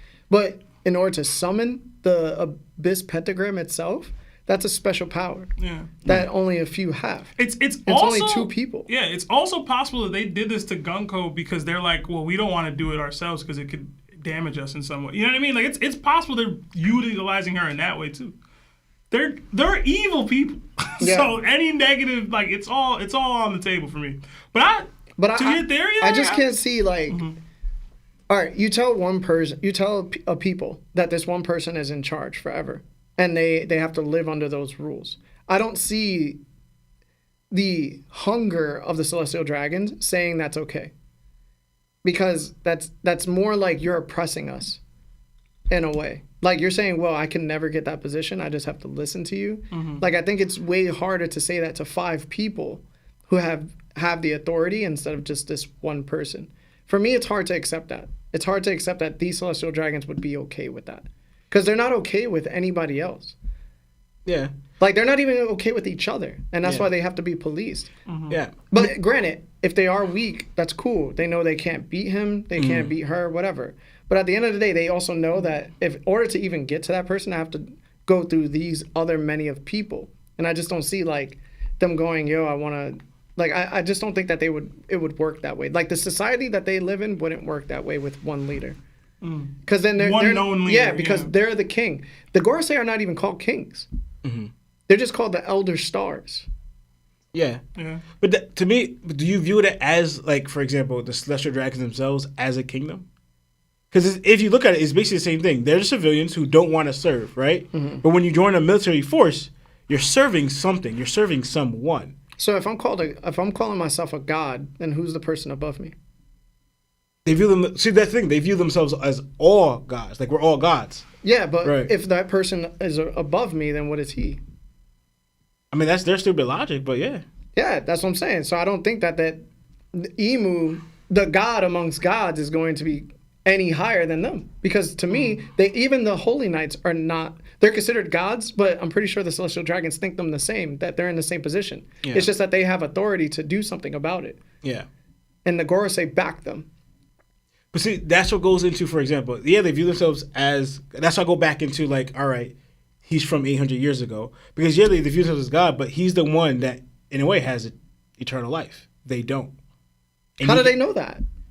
Because he's still alive from 800 years ago. Well, they're all past him. But yours... So why wouldn't they want eternal life now? Yeah, they would be trying to... The same way Doflamingo was like, I would be in that spot. Yeah. I would take over... There's going to be more Doflamingos. Yeah, but that's what it is. Decent chunk but of them. that's what it is. You get that? What I'm trying to say is you get that when you choose to serve the military force. Because that's who Emu's granting it towards. So you're saying that all these Celestial Dragons don't want immortality? They kind of don't want to serve. They want to serve themselves. So anyway, they want to stay as civilians. So they don't want to serve the military force. See, that's where you lost me. That's where you lost me. Because it's impossible that these power-hungry people wouldn't want immortality to have slaves forever. So why wouldn't they shoot for those positions? There would be to people fight. lining up to try to be a god. Pretty sure they would. Yeah. No, because they're showing actually that they don't really want to fight. They just want to live in pleasure, doing whatever they want. Where the ones who are taking up the night things are the ones that want to fight. You're telling me that these people know that other people are immortal for real? I mean, I guess the Gorosei are immortal. Right? They know that. Yeah, they would have to. But it's still 5 people. And then you would have to saying? take the Holy Knights. Yeah, or it's only Gunko, but to me, I believe all of them have it. And then you're seeing they all are immortal. All the ones who pick up this military service have this regenerative ability that they don't. But they're willingly watching the leader of the Holy Knights and for Garland get older. Yeah. That's true. And that's what I'm like. I don't know what is a special case between Gorosei and Knights. That's what I'm saying. You know? Maybe it's just Gonko. I don't know. Maybe Garling has it now because he joined the Gorosei, but maybe it was just Gunko, bro. Emu gave her a part of the powers to make their lives easier because they're still the ones doing the work. It could be that what if you age to a certain point? Like this is where it stops aging you. They're not. They all don't look that old though. What's his name? Jupiter. He looked pretty young. No, Lawrence is saying when they receive the power, that's when they stop aging. Just when it No. stops? You could go that way, or like you age to a certain point. Like for example, the Gorosei. Like you start off whatever. It could either stop aging you there when you receive that contract, or it's like you age to a certain point, and then now you just kind of like how you look. You don't age anymore. Like you reach this age. That makes sense. Like whatever age you were when you signed the contract, that's what you're going to be forever. That makes sense. But maybe they regenerate your skills and physical abilities to your prime. But like wherever you were at when you signed the deal, that's the deal. That's what you're going to look like. Yeah. And that makes sense because the Gorosei all look different ages too. So I don't know. Yeah. I mess with the theory though. Yeah. All right. Let's do 5 super chats, and then we're gonna go into the last part of the chapter, and then we'll read the rest of the super chats, and then do fan Discord calls if we have time. All right. We did get another 2 from Roy Stokes. It says, I thought for sure Law was going to say Baconator in regards to his favorite meal. We got another 2 Canadian from Smooth Weeb. It says, congrats on the 200. Thanks. You are truly an inspiration. Thank you. Thank you, man. And then we got another 5 Canadian from Smooth Weeb. It says, if the Giants determine the war with winner, but the last winner was the world government, without the Giants, does that mean they didn't participate in the Void Century War? Oh, I was going to mention that. I think every world, when it ended, it decided on a certain people to win it. I think I forgot the headphone jack. All right. We got another 10 from Wade the Asian. It says, happy 200, boys. My favorite podcast by far. I thought Yao's reaction to my name was hilarious, but I am Asian, half Japanese, half German. What was your parents doing in the 40s? I guess is my question. I guess great-grandparents probably. Another 5 from Kirby. It says, wordly Kirby! Come on, man. Come on, man. You know I can't say that. Is wild. Wanted to give more to the Twins tariff, but my holy tributes hostages. What? Got my holy tributes hostage? Hashtag Larry B taxing. Hashtag Sabo D track star. Thank you, Kirby. Thanks, Curbs. Another 10 from SC615. Larry, please explain to the class how Mihawk can cut base Luffy, but Zoro, a confirmed conqueror, cannot. Oh my god. Cause the math ain't mathing on that one. Hashtag Saint Lair Bear Tax. Hashtag sorry Seb. Go Pistons. Ew. Hashtag Marv D Go. Hashtag Happy 200. I feel like people just don't listen. That's what it is. Like, I've explained already. If you have hockey, and your hockey is strong, you can stop a sword with your bare hand. Or if your hockey's way stronger than that, you could catch a sword without touching it. That's how hockey goes. Am I wrong? You know what I'm saying? Like, we've seen it with Blackbeard, and we've seen it with Kaido's Kanabo. Like, that's the difference, bro. Well, If your sword user has stronger hockey than a person who doesn't have a sword, then you're going to cut that person. That's how it works. So whoever has the stronger hockey. Hopefully you listen this time. thank you for the 10. Thanks. But that's 5, so I was actually 6. Whatever. Let's go back to the chapter. Okay, final part, guys. We cut to a conversation between St. Killingham and St. Somers. Somers checks in, asking if Killingham is all set up. He also grumbles about the poor communication systems throughout Elbaf. Killingham agrees, but points out that there seems to be a transmission tool placed at every critical location. We shift to the Warriors School, where Anji is screaming for Principal Tusk. Killingham is ruthlessly beating him down. Taking it a step further, Killingham starts taunting Tusk, repeating the words corner, corner, hard corner. Tusk thinks about it instinctively, and Killingham uses his devil fruit powers to pull the memory from his mind, slamming Tusk's head directly onto it. Tusk is knocked out cold. Anji says she can't move, and Killingham calmly explains that it's because her body has been slumbertized. Holding a transponder snail, Killingham stares at the massive snail in front of him, confused as to whether it's the transponder pill bug he's supposed to use. He asks Somers to speak through the snail so the pill bug can transmit his words across all of Elbaf. Somers agrees, but says he needs a minute. We cut to Somers in the middle of a brutal fight with Saul. He mutters that Saul is almost finished. A man who should have passed away during the Buster call on O'Hara. He can't take it easy on him. He was a vice admiral. The battlefield is covered in vines and thorns. Saul is badly wounded and bleeding heavily. As he gasps for air, Saul whispers to Robin and Chopper, telling him to stay hidden in the back of his hair. They need to rescue the children. Robin and Chopper quietly hold their hands over their mouths to avoid making a sound. Meanwhile, Somers continues beating Saul with a thorn kanabo. Eventually, Saul collapses face first to the ground. Somers spreads his arms and savors the sight, laughing. Robin is devastated. Somers then rants, saying Elbaf should never have been peace-loving or full of schools. Its people were supposed to be warriors, their power meant to serve the celestial dragons. He turns and says, "Isn't that right, Harald?" Then with anger, he adds, "Too bad you were stupid enough to screw it all up." So, Lawrence, what do you think about this part, dog? You should probably unplug this, bro. You don't need this right now. It's all right. We can hear your clicks, too. You just want to pull it out, and then you could put it back in? Huh? Good shit. All right. It's all right. It's all right. All right, Lo. This dude yelling out corner, corner, while he's grabbing the giant by the beard.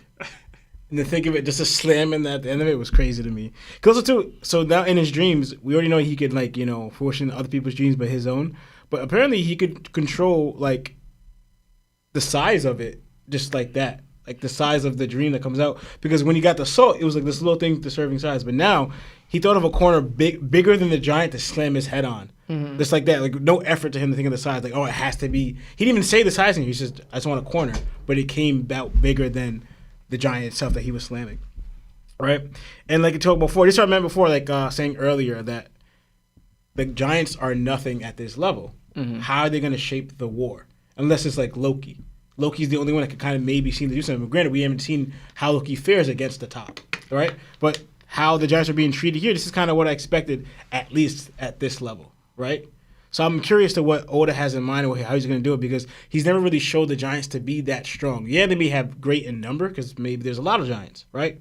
But ultimately, to a normal-sized person in the One Piece world, yes, they're going to be dominant, right? But when it comes closer to the top or relatively strong, they kind of get hit with relatively easy means. And that we saw that even pre-time skip, or even, was it Mr. 3? I think it was like poison or whatever it did. But either or. The Giants haven't really even shown much besides from just I'm thinking maybe they put him to work to do something. I'm still curious about that, right? And apparently his ability. I'm finding more about his ability that he could just put a body in sleep mode, so he can kind of just neutralize you, keep you awake, and just shut you down like that. So spending more on these Holy Knight's abilities is pretty interesting, and I don't have much to comment on the snail thing, except apparently there's different types of, we thought just, not just snails, just pill bugs that could do things, but giant size. Right. So first, I so interesting about this person's ability, because all right, where you saw he's able to back an invisible one around the kids. That's one aspect of it. Mm-hmm. But now he can make a whole field of thorns, giant size, for for Saul to just fall into or cut him up, whatever. But now we see he's also able to create this like kind of like this weapon that Kaido uses, right? Because if you look closely, when he's just whacking him, he increased the size of the one he's wielding to elongate it to that size or whatever. So now it's just like, and it's just destroying Saul.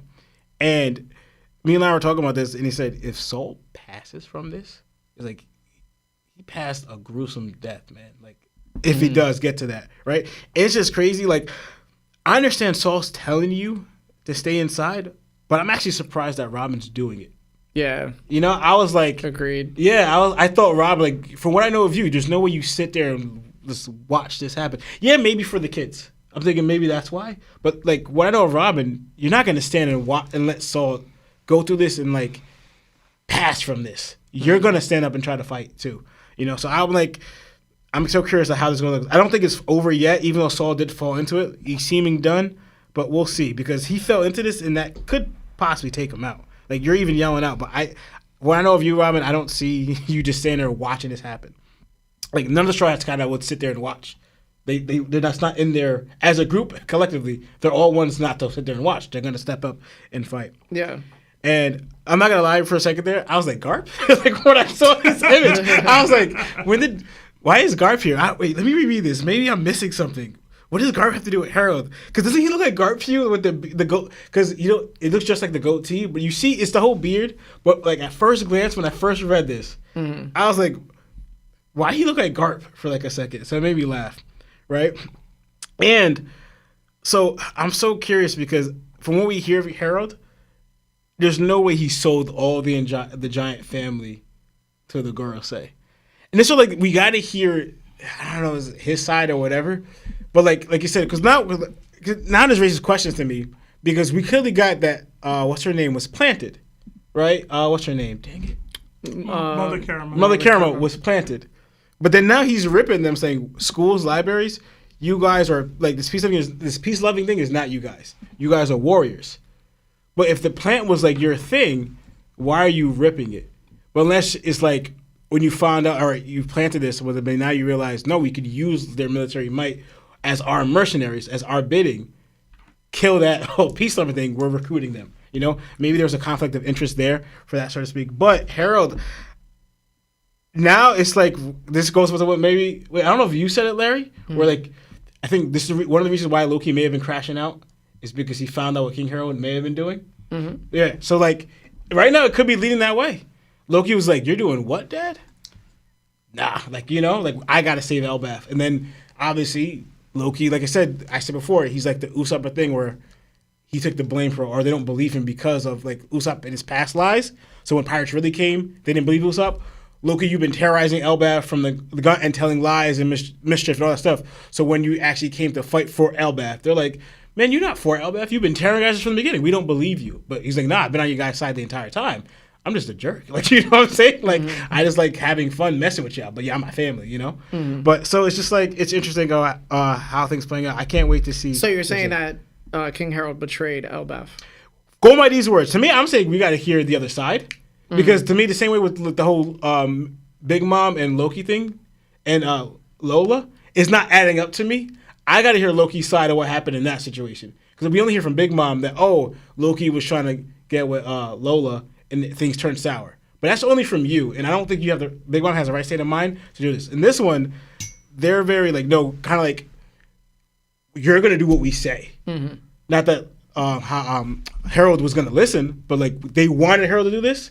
And since they're ancestral dragons, they don't take no for an answer. Yeah. It's like you're gonna do our will. You're gonna do what we want. So I want to hear Harold's side because to me, what I know of him, we know very little. But going from his makeup and character, I don't see him selling off Elbaf to mercenaries. Because on both sides, the warriors and this peace loving thing, it doesn't add up to what you wanted for Elbaf. And then when he told Hadrudin and Loki to this one sentence here that they're gonna sell Elbaf to the world government as mercenaries, it doesn't add up here. So I got to hear his side, but I don't fully believe it. But you never know about characters in One Piece, you know. But yeah, that's all I have. All right, Seb. All right, I got a lot to say. Not too much. But this entire chapter, and I mentioned it earlier, seems like an ode to the status and threat of the Holy Knights. From Gunko's speech and anger towards being mentioned as a mere human, to her elevated knowledge of the history and seeming prophecy of the island, her view of how disposable and meaningless a few children are, to her making quick work of the mid-tier Straw Hats and even a high tier in Jinbei, to Killingham's ability to actively wreak havoc on the entire island at once, to slamming this giant teacher with the corner technique. Hilarious to me. And then seemingly giving Ainge sleep paralysis. Did I read that correctly? She had sleep paralysis? That's one of my biggest fears, yo. I'm not even joking. I'm terrified of that. To Somers beating down Saul. They are imposing their will on the Ark, even without their leaders, Garling and Shamrock. They can come and go as they please, seemingly, with the pentagram circles. And they can take down entire kingdoms single-handedly if need be for the sake of the world government. And they are extremely knowledgeable of the past, present, and future of the world. Dragon got his work cut out for him, bruh. He really does, because it's just 4 of them. Well, 3, technically. And they have like a dozen, right? There was like 9 or 12 Holy Knights in the silhouetted picture that we saw of them. Mm-hmm. So they got a lot to deal with. So in case he didn't realize, they've already been on the move. So he got to start getting to it. But beyond that, there's even more historical like impact that they have. It was teased once again by Somers that the way he speaks about King Harald. We talk a lot about the world government, and they seem like inept all the time. Oh, they're always behind the 8 ball, but they seemingly have tried to get out in front of this prophecy by trying to recruit the Elbaf giants years prior with King Harald. And Gunko had this message about. Like, Gunko's message and Somers' comments about King Harald tell me the Gods Knights have been trying to recruit them for a long time. It's been years. Lawrence already mentioned the infiltration job that Mother Caribou may have done or whatever. But Harald seemingly messed it up. So to me, that's actually a pretty familiar story with the world government. The world government has some big plans, and the actions of a major leader in that kingdom that they're working with switches up on them, causing them to have to pivot and causing them problems. My mind went to Alabasta and Nefertari D. Lily, but here on Elbaf, it would be King Harald. So, while I do still believe Harald is a snake, I could see it actually in the opposite way. I think everybody got the idea that this is proof that Harald snaked out Elbaf. I see it as a potential either way. We go either way with the reveal here. He might have realized what he was doing was impacting them negatively and switched up. I don't know how that works with Loki. I don't know how it works with this stuff. But in general, how did he screw up exactly? And I was just praising Oda for his magnificent writing style and how he's able to maneuver these things together and juxtapositions and things. But F all that right now. Bro, this is the second time in a row that we got the same cliffhanger about the same character regarding the same moment in his history. Like, just tell us to shut up, bro. Like, I'm serious. I was legitimately annoyed. I'm like, yo, we're gonna get the same cliffhanger again about King Harald and what he was really trying to do. That's the same picture too. It is the same picture. Like, either do the reveal or stop cliffhangering me, bro. Like, I'm done. I'm done with that. I was annoyed, but build a mystery. Hopefully we get the answers next episode. People keep jumping out the window. We gotta wait to see what it actually is, man. We gotta wait to see what it actually is. Also, y'all mentioned Robin. She needs to lock the hell in. I don't care, bro. I don't care about reverting back to the little girl and mental trauma, yada, yada. I don't care, bro. This is not O'Hara. These kids are potentially getting kidnapped and burned alive. She needs to do something about it or just be better. Hiding behind Saul? She's stronger than Saul, bro. Like, maybe I'm tripping for thinking that, but she's stronger than him. So do something. And maybe they have a plan based off Saul's words there. They're trying to protect the kids in another way. Maybe there's a bigger plan at play. But her inaction is pissing me off. I don't know if she's stronger than Saul. Yeah, she's bro. stronger than Saul, bro. I don't know. She don't got hockey. He legit used hockey like hockey hardening too. She's stronger than Saul. She just got the hang of Fishman karate. She's stronger than Saul to me. I don't know, bro. She's I stronger don't know than if she got that. But I'm still gonna wait to gloat about Harald. Y'all be trying to jump the gun too early, man. A little too early for that. But it's way too early for that. It's not looking great. I'll say that. It's not looking great. I did say also, I'm just going to repeat it just in case it does happen so people remember. I did say I believe that in the last-ditch efforts, because Harald knew his time was passing, he may have told Loki, take that fruit, eat it, and run. Or do, like, crash out, whatever, because the Holy Knights want it. You know, I kind of feel like that's an avenue there where like Harold said, "Yo, they're coming for us now. Take that fruit and do your thing." Like, you know, I don't know, but Anything else? No, that's it. People jump the gun, bro. People jump the gun. And I think that it's kind of like what I said with Vegapunk. Like, there was all these things saying that Vegapunk was a guy. And then when he got introduced as a woman, I was like, nah, he's still a guy. Right? It's just, there's so many things within the arc itself that's saying this is what Harold is, and people refuse to believe that's what Harold is. And this is coming from the people himself. So this is one of my third theories that I had, right? And this one is not as bad as the 3 theories in one day. Yeah, this is not the Gunko is the emo theory. That was probably my worst theory ever. All right, so I think Shanks purposely stole the Gomu Gomu no Mi devil fruit from the world government. But here's the kicker. It wasn't just any devil fruit. It was a gift from the king of Elbaf, King Harald, who was tricked into handing it over to bridge the gap between Elbaf and the rest of the world. Let me explain. King Harald was regarded as the greatest king in Elbaf's history. But he had a mission that clashed with everything his people stood for. He wanted to change them. He wanted to end the violence, push for peace, and open Elbaf up to trade and diplomacy. Naturally, this caused major conflict. The village chiefs weren't with it.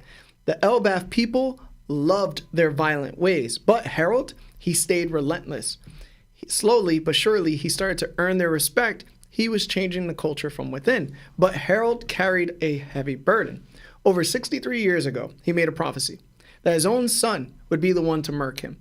He knew his time was short. Still, he believed deeply in his son Loki and in Haruden, and wanted them to one day lead Elbaf together because he wanted them to inherit a nation no longer feared but respected. 20 years ago, King Harold ordered Jaguar di Sol to build a school for Elbaf's children, and now those kids hate violence. That's how serious he was about his mission. Now here's where it gets political. Just like Queen Orihime of Fishman Island, Harold reached out to the world government. He wanted Elbaf to join the reverie, to finally have a voice on the world stage. But we know the world government just doesn't let anyone in. Still, Harold followed his heart. And what did he offer the world government to prove Elbaf's commitment? The Gomu Gomu no Mi. I believe that fruit had been passed down through Elbaf's royal bloodline, and Harold gave it away as a peace offering, just like York offered the Mother Flame in exchange for Celestial Dragon status. Harold gave up a priceless power to secure Elbaf's future. He placed the responsibility of delivering that fruit on Chief Yaru. But before the trade was complete, Harold traveled to Marijoa to see what it truly meant to be allied with the world government. And like King Neptune and Shirahoshi, he saw the truth. Slavery, weakness, rot at the core of power. He was disgusted. Why? Because he himself was a great warrior. But he faced a dilemma. Was it worth it? Ultimately, Harold still went through with it. The Holy Knights came to Elbaf's Oris Castle, which is why they know where Oris Castle was and was summoned to it, to retrieve the fruit themselves. But just before the handoff, Prince Loki found out about it. Furious, he interrupted the exchange, convinced his father was making a grave mistake. A battle broke out between father and son. The Holy Knights tried to kill Loki for interfering, but Harold stepped in and died protecting him, the same way Garp stepped in for Kobe. Then the Holy Knights killed the rest of the 200 giants, and just like that, the prophecy was fulfilled. Loki did end up killing his father. But here's where the things get wild. Yarul was debating whether to hand over the fruit to fulfill King Harold's wishes. Loki, not knowing which devil fruit was which, ate a random one from a locked treasure chest hidden behind the throne, thinking he had consumed the Gomi Gomi no Mi, which is why all the chests were empty and was considered to be thieved by thieves. Yarul let him believe that. But when the Holy Knights pressured Yarul to reveal the location of the real fruit, he refused and got a sword through his skull. It wasn't actually Loki who did it. This all happened 14 years ago. A year or so later, the Gomu Gomu no Mi resurfaced, now in the hands of a CP9 agent named Who's Who. His mission? Deliver it to Mari Joa. But guess who found it? Shanks. Through his mysterious connection to Mari Joa, Shanks learned the fruit was in transport. He intercepted it, stole the Gomu Gomu no Mi, and brought it to Fuchsia Village, possibly believing Roger's son was there and meant to inherit it. But fate had other plans. Luffy ate it instead, by accident.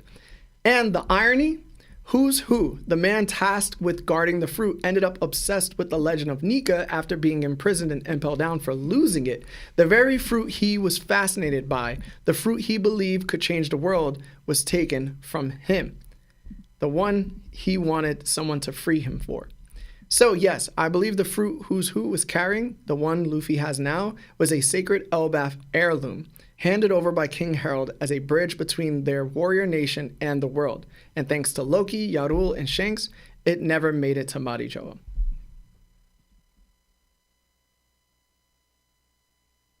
A lot of moving pieces in there. Yeah. Interesting. The lengths Larry will go to cope.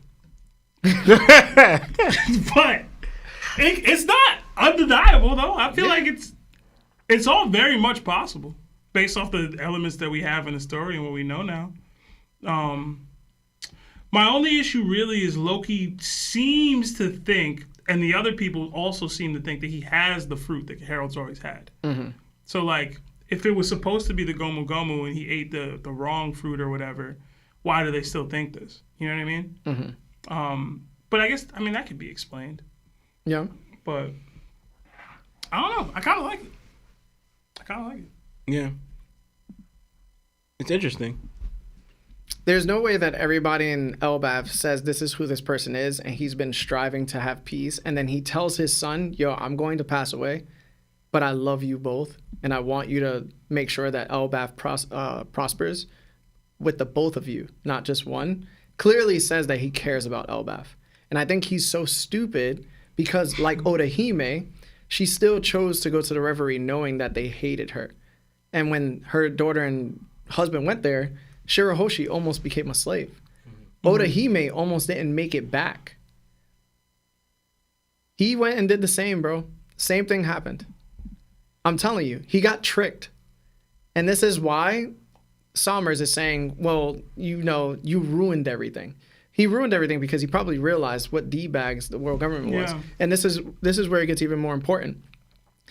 Elbaf is like Wano. They're very much an isolated nation. They don't get news from the outside world. King Harald was the first person to go out there and be like, yo, we should start trading. We should start talking. Let's get rid of these violent ways of thinking. Because this is why everybody's scared of us. And plus, we're abnormal compared to everybody else. We're much larger. We're more powerful. They would be scared. But if we were to trade resources with them, it would open up us to the world. Why would he tell Saul to just build a school? And that's, what, almost 40 years later, 30 years later since Mother Caramel, passed? There's too many hints showing that King Harald was a solid dude. Yeah. And also, too... if he didn't care, we would see it, bro. We really would. That's what I'm saying. It doesn't add up to what we see of his character and what he was saying before and how he was doing things to sell them as mercenaries. On both ends of how you view him, the father, like you said, telling them to make Elbaf prosper, but also, too, the change in wanting them to learn through libraries and schools, education and trade, not violence. But even if you want to hear just their warriors, I think that would go against their warrior way. Because you're doing it for the mercenaries of being mercenaries of the world government and not for which your belief. So either way, it would go against that. So why would you do that, right? And the same thing, for example, this is going back to the 400-year fastback in about Shandoria in Sky Island. I thought it was very interesting that what's his name, Nolan, and I kind of feel like Harold had a similar thought. Is that Nolan yelled at the Shandorians, namely, what's his name, Kalgara, I think his name is, right? He goes, why are you fighting? Like, it was like, the word he used was like progress or progression, like, is because they were stuck in their old viable tribe ways and they weren't developing. That they're going to let their own Shandorians pass through like sacrifices, diseases, because you want to chalk up to these things that are not going to help you instead of learning medicine to advance your culture, to learn technology. So I think Harold kind of realized that like we're not progressing. We're giants who live all these years, but we're not growing as a prosperous nation. It's the same thing. So we need to pick out things, especially too. He may know of, like, for example, he's been, who knows how old he was, but if you know the state of the world, you kind of want to make certain changes. It's gonna flood or whatever. So I think that's part of it. Like I don't know. I'm just linking the two. What's also part of it? He's a man of fate. He's a man of prophecy, right? Like he believed something was gonna happen based on like knowledge. Where did he get that knowledge from? Maybe the descriptions of the Harley text. Maybe he saw what Frankie saw and Ripley showed him, that the world is going to be in this final war and that Elbaf would definitely be the turning point of it, right? So they were going to always be needed, right? And he couldn't be a resource to whatever was prophesized because they weren't talking to anybody. Like, how is he going to get in touch with this Joy Boy? Final war, yeah, I don't know nobody. I don't know anybody, but I'm just going to link up with them. How? Yeah. I need to open the borders, and it's crazy because it dictates what Odin was trying to do. Odin was trying to open the borders, and then he just couldn't because he knew what would happen, right? It would allow the defenses of his nation to be lowered where it was available to attack now. Like, he would no longer be an isolated nation. And I felt like that also happened with kind of Fishman Island, where they kind of like let people like in, even though like they didn't want humans there and stuff like that. And look what happened when the Celestial Dragon came through. You know what I'm saying? And it's just like anytime somebody opens up their borders, it tends to invite violence. And I think King Harold was like, yo, due to me knowing everything that's going to happen very soon, I need to be able to like welcome in Joy Boy the same way Wano wanted to welcome in Joy Boy. Yeah, I mean, hey, I'll be honest. I kind of might rather your way because it would make him a tragic figure, not just a snake. Yeah. You know what I'm saying? And Oda typically does a better job at highlighting those characters, in my opinion. So, I don't know. Like he could become like like Lawrence mentioned Skypiea flashback with Mont Blanc Nolan, and like it would become one of those characters in One Piece history versus just like, okay, he was a Orochi. There's one other factor I forgot to point out. Yarul mentioned that because the sun god Nika was something that all giants aspired to be, the Harley text has many interpretations of what that means. This Nika person could either be the destruction, the harbinger of each world, or it could be the I forgot what it was called, but it was like the peace, creating peace of each world. Yeah. It was either or. Some kids, this is why we have a dark Nika in the Sleep Tid, said that no, Joy Boy's evil, and then some other people believe Joy Boy's a good person. I believe that Loki, and this is what Yarul said about Loki and King Harold. He believes that both of these people had ideas of Nika and aspired to be each idea. Loki tried to be the harbinger of the world. This is why he's telling people left and right that he's going to destroy the world or conquer the world or become king of the world, right? Whereas his father was like, no, I'm going to bring peace to the world. I'm going to connect people because this is my idea of what Joy Boy, what Nika was. And this is why I'm saying, like, and I think it's a front for Loki because he's only doing that now because of what happened to his father. And it's clear that he cared about his father and wanted his approval because it seemed like, even though they don't show it too much now, but King Harold kind of favored Haruden because of the difficulties he faced in life, where Loki had everything and Loki kind of picked on him because of it. It's like he always wanted his father's approval. And it would be such a great change in the story where like King Harold actually sacrificed himself for Loki, proving that he did truly love him. Yeah. It would be, I mean, it would.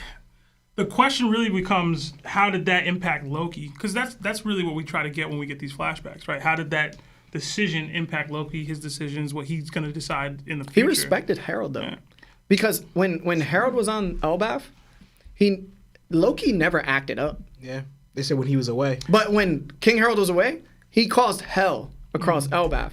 So it showed that when King Harold came back, he respected him, bro. It's like me and Dad, man. Yeah, man. You're He stupid. respected him, bro. I'm telling y'all, bro. I'm telling y'all right now. King Harold is a good dude. He's just incredibly naive. Like, I guarantee you it's going to be like, I messed up. I shouldn't have done this. I shouldn't have opened the borders. The same way Odin didn't open his borders. Even Momonosuke was like, I can't open the borders yet. Yeah. I guarantee you that's what happened, bro. He made a mistake. He made a mistake. And that's why these people are so pissed about it. Oh, man. I'm telling you, bro. Maybe. We'll see. Yeah. I also We kind- shall real quick, I also see. kind of feel like, I mean, I know there's no way to know this, but I kind of also feel like that's why he wanted to encourage education, so they could be better thinkers. Damn, I'm stupid. Yeah, right. He make It's sure they learn it. right? Where they be able to interpret. But Like, he wouldn't have realized that until later, though. I know, Yeah. but maybe like it's just like, for example, like if you just know war, that's all you're gonna know. Yeah. And that's all you're gonna do. But like I said, now that I don't know how much they know about this choosing of a side, but what if he wants to educate them? No, we need to choose the right side. You know, not the world government side or whatever. But they need to be able to think that because they're going to use their way to deceive you. You could fall into their traps. But if they're able to think for themselves, and you could choose the right side to join. Put it this way. Like I said in the beginning of this theory, the people of Elbaf called him the greatest king in Elbaf history. Yeah. Like, you don't get that title for no reason. And I think when you're given that title and you're directly trying to change the way I've been living my life for the past 300 to 400 years, and I respect you, that's already like, nah, like you actually are, like, you know what you're talking about. Like, maybe I am wrong and I've been living in ignorance, right? And then what's more so is that you represent the providence of what being a giant is. And more so, you have the blood of an ancient giant, right? So you're even more giant than I am. And still, you took yourself and you ripped your horns out, threw them to the ground, and said, this is no longer going to be the way we live. So you just went against thousands of years of what our culture has been throughout its history. And you've made me respect you. I still consider you the greatest king in Elbaf history. Yeah. Like, he loved Haruden, bro. Like, he loved Loki. I'm telling you, everything points to King Harold being a great guy, but he's a idiot. He's an idiot, bro. The same way Odin was an idiot for thinking that he could just solve the problems of Wano by himself. Yeah, the gullible king is a trope that Oda does like to use. Or sovereign. I'm telling you, bro. We'll see. We'll see. All right, but anyway, that's it for the chapter, guys. Yeah. Yeah. Maybe let's do all the super chats. Yeah, we got a bunch sitting. So we did get two huge ones while Larry was giving his Telling take. you, bro. But we got 200 Canadian Oh, snap. from Lennon Chase. Lennon Chase, thank you, bro. Sheesh. It says, happy 200. Hope y'all can keep up this show until the One Piece was the friends we made along the way. Quick question. When y'all bring up fights, do you consider chakra and similar energy can replace hockey, at least with hitting Logia users? Anyway, Naruto claps every Admiral at once, low to mid diff. Kinda. So I do believe in verse equalization in general. Like we did the whole One Piece versus one Naruto DDT streams a while back. So to me, techniques like a Rasengan, like hockey, chakra specific attacks like that, should be able to be utilized as hockey. Yeah. If you're ever going I to agree. compare verses. That said, I don't know enough about Naruto to comment, but he ain't doing that to me anyway. I don't think he's doing all that to the Admirals. But Yeah, he'd body an Admiral. they said all the Admirals at once. All the Admirals at once? Yeah. He said low to mid diff. Listen, I'm not super versed and where Naruto ended up with his powers, but I can't see it. I would say he has a good chance. Okay, all right. He has a good chance. All right. Because he can still fight like all of them while having like he has all the Tell Beast powers, bro. Mm. And he has sailing techniques, and he has all that, and then plus he can make like 100 of him, and they could all do the same thing. Mm. And then he has the nature chakra on top of that, which kind of works like Rio outward emission, because you don't have to hit the person in order to hit them. You remember what he did to Pain when he was doing Yeah. Mm-hmm. But that's like a lower form of him. He's like so much stronger. How's his jaw working though? It depends if he can get You know what I'm hit. saying? I don't know, man. What's his speed at? Listen, Kizaru. From what he's saying, he's pretty fast. Yeah, he's pretty fast. Yeah. Kizaru just started doing shadow clones. He did that casual. Casual. Yo, that was a Naruto feat casual. pre-time skip. Casual. He just got the scroll. So the reason I'm bringing up like speed feats, I noticed like the speed feats in One Piece like way back, right? For example, Naruto, they're dealing with like kunai throwing. So right? yeah, I gotta stop this. No, Bro. I'm just saying. Stop this, bro. Well, I'm just saying, right? You gotta They're stop like this, bro. I've seen people die from bullets in One Piece. Bro. No, No, you haven't. Yeah, I have. No, we see people die. Yeah, we have. They're not strong, or the person who did die, he was like already gonna die. But I'm thinking, right? Yeah, well, but it's still possible, no. bro. But what I'm saying is that we seen people dodging bullets pre-time skip at point blank range, like it was nothing. That's fine. What it is like, all right, and that's like, for example, that's not even the top strength. That's like the weaker thing pre-time skip. Yeah. Dodging bullets like it was nothing. Do you do know that, like, you know how fast your eye moves when you look at something? Do you ever look at something and you be like, yo, that's kind of fast that I just looked at that? Yeah. You think anything can escape your gaze like that? Like how fast it has to be? Pretty fast, right? Because you could look like super far. You have complete vision. Yo, Sasuke was dodging Amaterasus, bro. Okay. Base form. Yeah. And he's way slower than Naruto. Okay. And we're talking about the end of it. Yeah, but also too, again, we saw, and this is gonna sound crazy, but this is manga written in this thing. We saw Luffy and Zoro, and we explained that their reaction time alone, and then them dodging stuff, was as fast as the speed of light pre-time skip. And this is them pre-time skip. Yeah. And then you have legit people who, But you can't start Kizaru, getting- you can't whose start- legit ability is light, and he's not the most Hawks person in the game right now. Because everyone else has been past that speed. Yeah. You know, everyone's competing at that speed. So, like, is the people in Naruto moving that fast? Because if you're not, that's how fast people in One Piece are moving. It doesn't look like that because everyone's moving at that speed now because they were doing this pre-time skip. Dodging bullets, They fast speed of light. considered Naruto faster than Minato. So That's when he just started. that's the two playing fastest around. people. Yeah, I know he's one with summonings, right? And I didn't watch Naruto too much, but is that as fast as the speed of light, though? I would say. You gotta place a kunai somewhere first. But then you good. But then observational hockey would sealed. tell you where that is. Telling you, Listen. bro. Y'all underestimating Naruto. Bro. I might be, but them boys weak, man. I mean that. But anyway, we got another 200 from Oh my David God. Simmons. Thank you, bro. Sheesh. That's my cousin. Thank you. Oh, yeah? Nah. Oh. I thought it. It says, happy 200 to the best anime pod in the game. Man, y'all boys don't even know the impact y'all have had on me. I've been watching that's since so y'all sweet. had 1.1k subs. No way. And I love that y'all are still going. I'm not very active in the chat or Discord, but I've always been here rocking with y'all.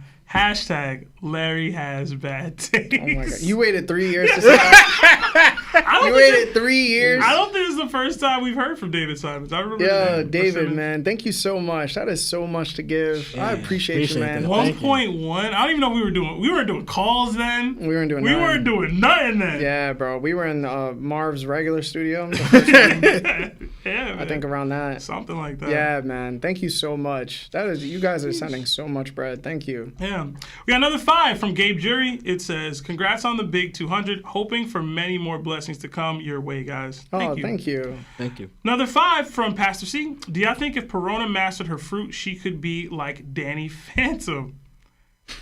He turned into a ghost, right?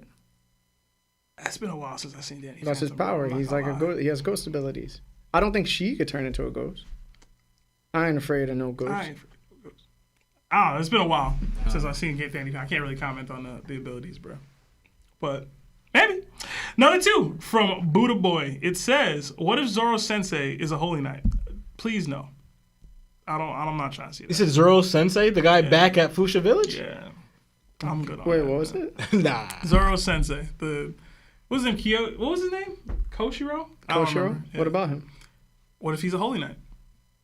Nah. He's just a dude that killed his daughter. He didn't kill. That's He definitely He killed did his not daughter, kill bro. his I'm daughter, guaranteeing. Why would bro. he do He didn't do that, bro. I'm telling you, bro. Why would he Marv do like that? what? Why would he Yo, do Marv, she was a master swordsman She- beating grown men in dojos across the lands, and he got embarrassed because she was a woman. Stop it, bro. that? That's crazy. Telling you, bro, so he killed her. Stop it, bro. Telling you, That's bro. not He what was the happened. Shao Tucker That's not what happened. of One Piece, bro. There's just no need for this level of ignorance. He was already jealous of I her. really don't no like need. He was like, yo, stop all that. You know you ain't gonna be nothing. You a woman. That's crazy. Yeah, She bro. That's legit- why she was so upset. Nah. She was like, yo, daddy keep telling me I'm a woman. I'm not gonna be as strong as you eventually. And then she was like, I don't want to believe that. And then Zoro was like, yo, stop that foolery. And then she was like, all right, yo. You know? Made this promise, had all this resolve. Next thing you know, a stare takes her out. She had an Stairs, illness plural. that, like, She didn't have no illness, Lawrence. Her illness was what? Being a woman? That's sexist. I didn't say any All of right. that. I didn't say any of that. What do you mean? I was thinking she had an illness. The fact that like she fell down the stairs and then the stairs ended up passing her. I'm telling you, bro, had some she type was of- too nice to fall downstairs. You know how much footwork you need in order to be a great swordsman? To me, Nah. Think about it. To How me- great you need to be. it's more believable that she offed herself than what you're saying. She had. I don't believe either, but it's more believable. Zoro reignited her resolve by promising her that they were going to be the strongest swordsmen in the world and they were going to fight one day. Mm-hmm. She was excited. She got up, gave him a high five. She was ready, bro. then her dad just and then clipped her? tomorrow, Come on. she just dies on a stair. Okay. How was tall are stairs. stairs in dojos, by the way? They got basements? It's the one Oh, step. wait, they It's got the one basements? step. It's the one It's the step, one and she just died, broke her neck?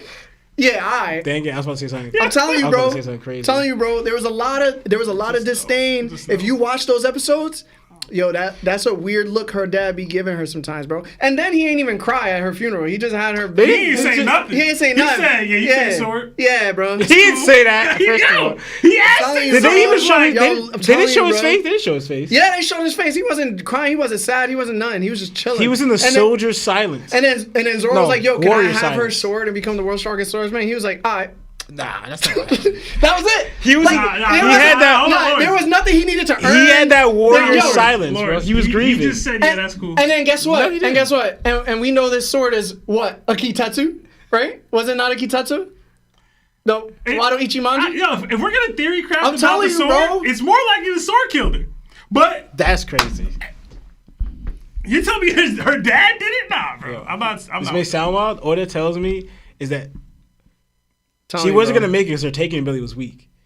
Wow, bro. I'm telling you, bro. He killed her, bro. He didn't take her. He murked her, bro. Hating. That's why some dudes don't deserve to be fathers. Wow. Just leave your kid, bro, if you thinking of doing that, bro.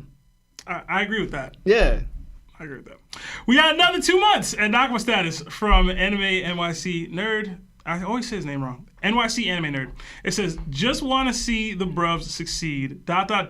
Massa Ball 200 with love. Thank you, nerd. Another 2 from Samir De La Cruz. Current Blackbeard versus Odin. What diff? Hashtag 1% chance Seb. Odin. High diff. Blackbeard Extreme Diff.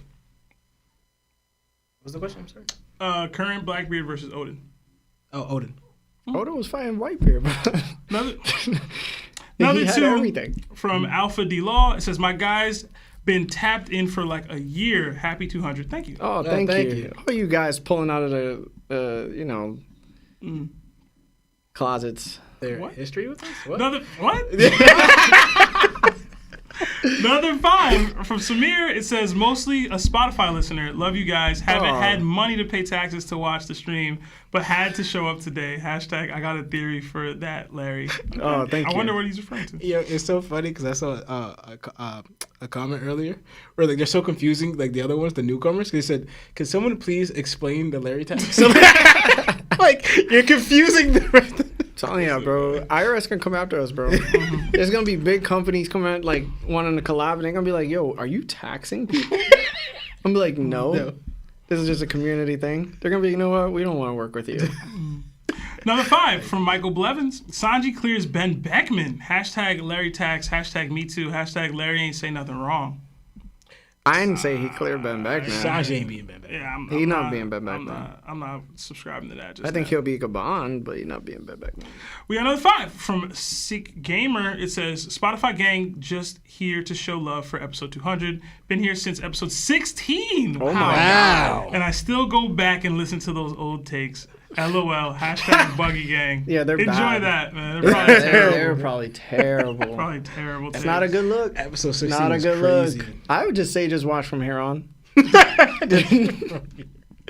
yeah, I think people would get annoyed if they listen to Wano a little bit. Because we were complaining There's a lot of nonstop. complaints. Yeah. They're seeing our growth. Or girth. Okay. I didn't say that. We got You did. another It's length. 8 Australia from Omzi.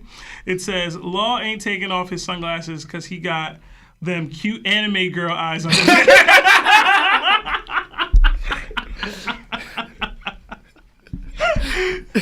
You guys ever seen Mr. Deeds? Oh, man. Crazy Yo, Eyes? Crazy Eyes. Or like Scary Movie? When he took his glasses off and his eyes was going everywhere. Oh, man. I can't. It says, genuinely the only pod I listen to with the heart emoji thank you. and the prayers. So thank you. Thank you. Another 5 from Pastor C. If you were to put the Nika fruit in an object such as a ring, would the wielder be like Green Lantern from DC? The Nika fruit in a ring? It'd be annoying. The ring will be laughing.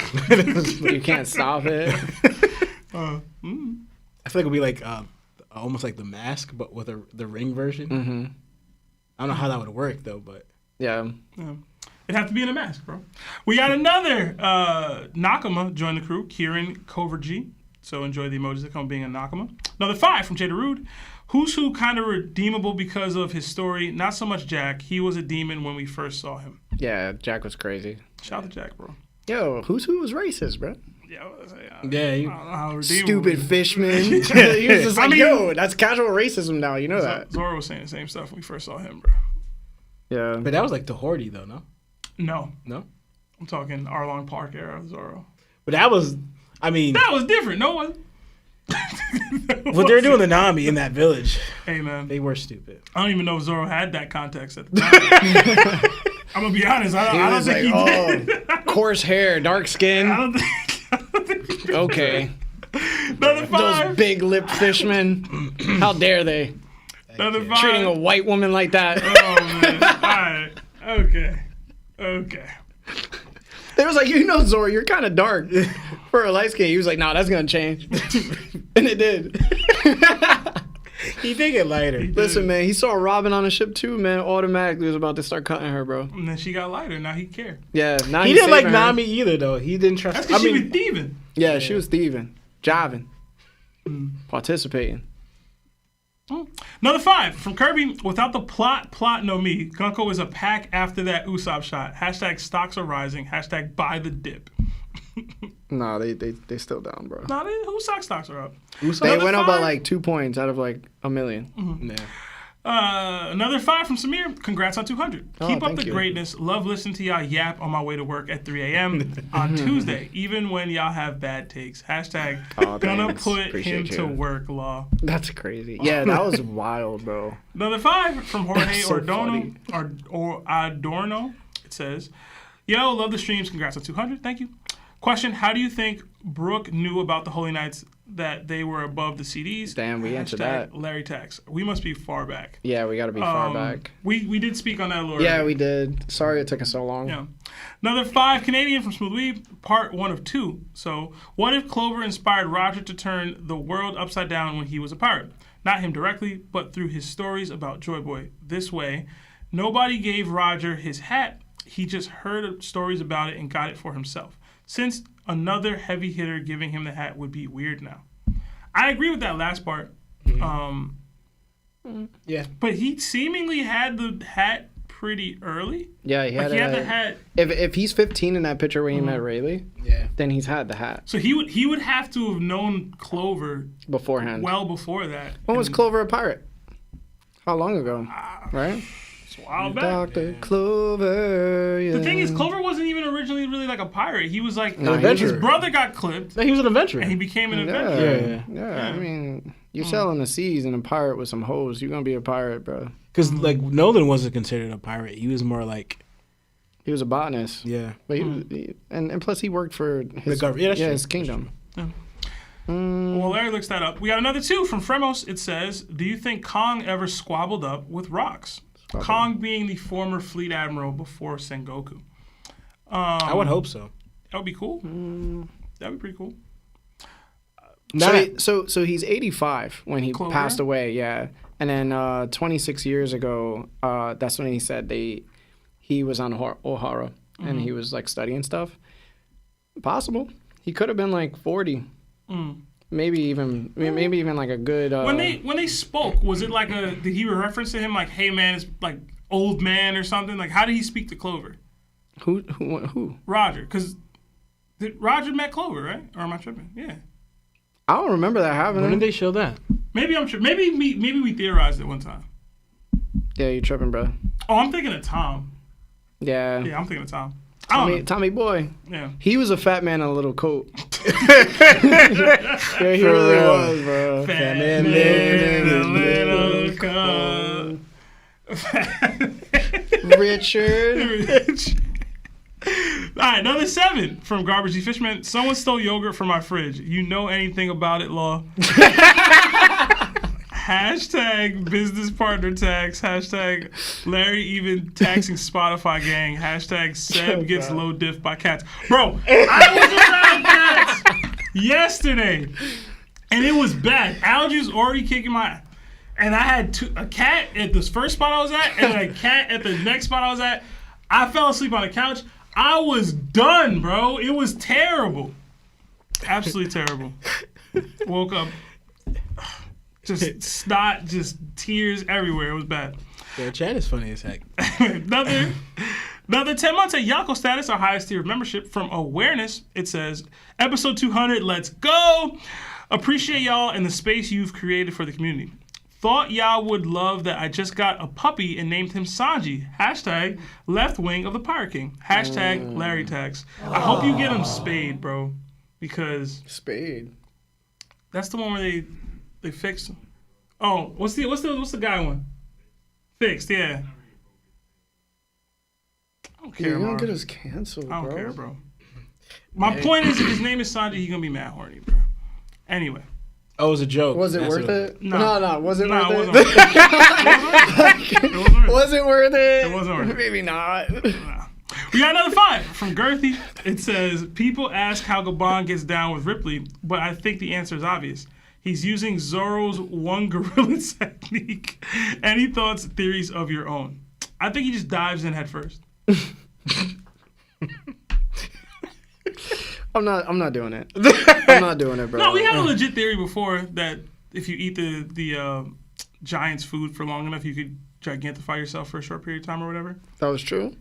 Who knows? They have like a blue chew Yeah. on Elbaf. They got medicine. What was that? Try this fermented shark That meat. library. It turns He stuff giant. He doesn't do organic things. The library's turning people giant. Library bro. be stanking. Hey, man. Oh, yeah, he doesn't know again. Yeah, you're right. You can make it work, man. When love's involved. Another 5. Love. Gifted from Left Lane John Wayne. So if you were receiving these, put the Nakama fist up. Another 23 months at Nakama status from Alkage. It says, what's good, my guys? Long time no see. What's up, Alkage? What up, man? And then he added another 2. It says, is Larry still giving crazy takes? Larry's leveled up, man. He be theorizing now, theory crafting. See what they said before? I'll try my best. They said, dude ate the theory, no me. Yeah, man. We got another 5 from Glossy. It says, don't know if y'all have checked out Kagurabachi, but I think there's a lot you guys would enjoy from it. Really? Hashtag Law the Horse Puncher. Hashtag Buggy Gang. That's Hashtag crazy. Sam is articulate. Thank you. Don't make that a hashtag. It's on my read list. I'm hoping Puncher. that it gets like a really dope anime, so I don't have to read it. But it is on my to read list technically. I'll check it out. Another 2 from Jorge. Thanks for answering my question in advance. Hashtag observation hockey. I don't even remember what your question was, but thank you. How about? We got another 5 from Hans D. Zorro. What's up, fellas? Happy Monday. Can't stay to hear those epic theories. Got a new job, but had to stop by to pay my Larry taxes. Hashtag Larry tax. Hashtag top on top. Hashtag let's go. Thank you. Another 5 from Sky High. Happy 200 goats. Thank you. Thank you. I've been listening for a while now, and I just want to say, I heart the support y'all show for us artists and animators. That new intro is fire. Thank you. Thanks, man. Yeah. We got another 2 from Jada Rude. I'm a head out, quoting Lionel. Lionel tried to be here. He don't bro. even be doing that, bro. Yeah, he don't. Larry got to ping Lionel to remind him to tell him that he's not coming. Every Monday. Every Monday. do. Because if not, Marv hits me up and is like, yo, how many heads? And I'm like, I got to hit him up, Marv. My bad. Every week. And I'll be like thinking like, yo, Marv is probably like, yo, come on, bro. We got another 10 from Daniel De Armas. Hey, guys, making it quick. Who is the end villain in this arc? I seriously doubt that if these top 3, excluding Luffy, cannot handle these Holy Knights, who will Luffy face? Hashtag Danny D. Armas. You created your own hashtag, bro? It's crazy. I have no idea. I don't think the Holy Knights are good enough to be final villains. Yeah, I don't think we get a final villain in the same way that we normally do.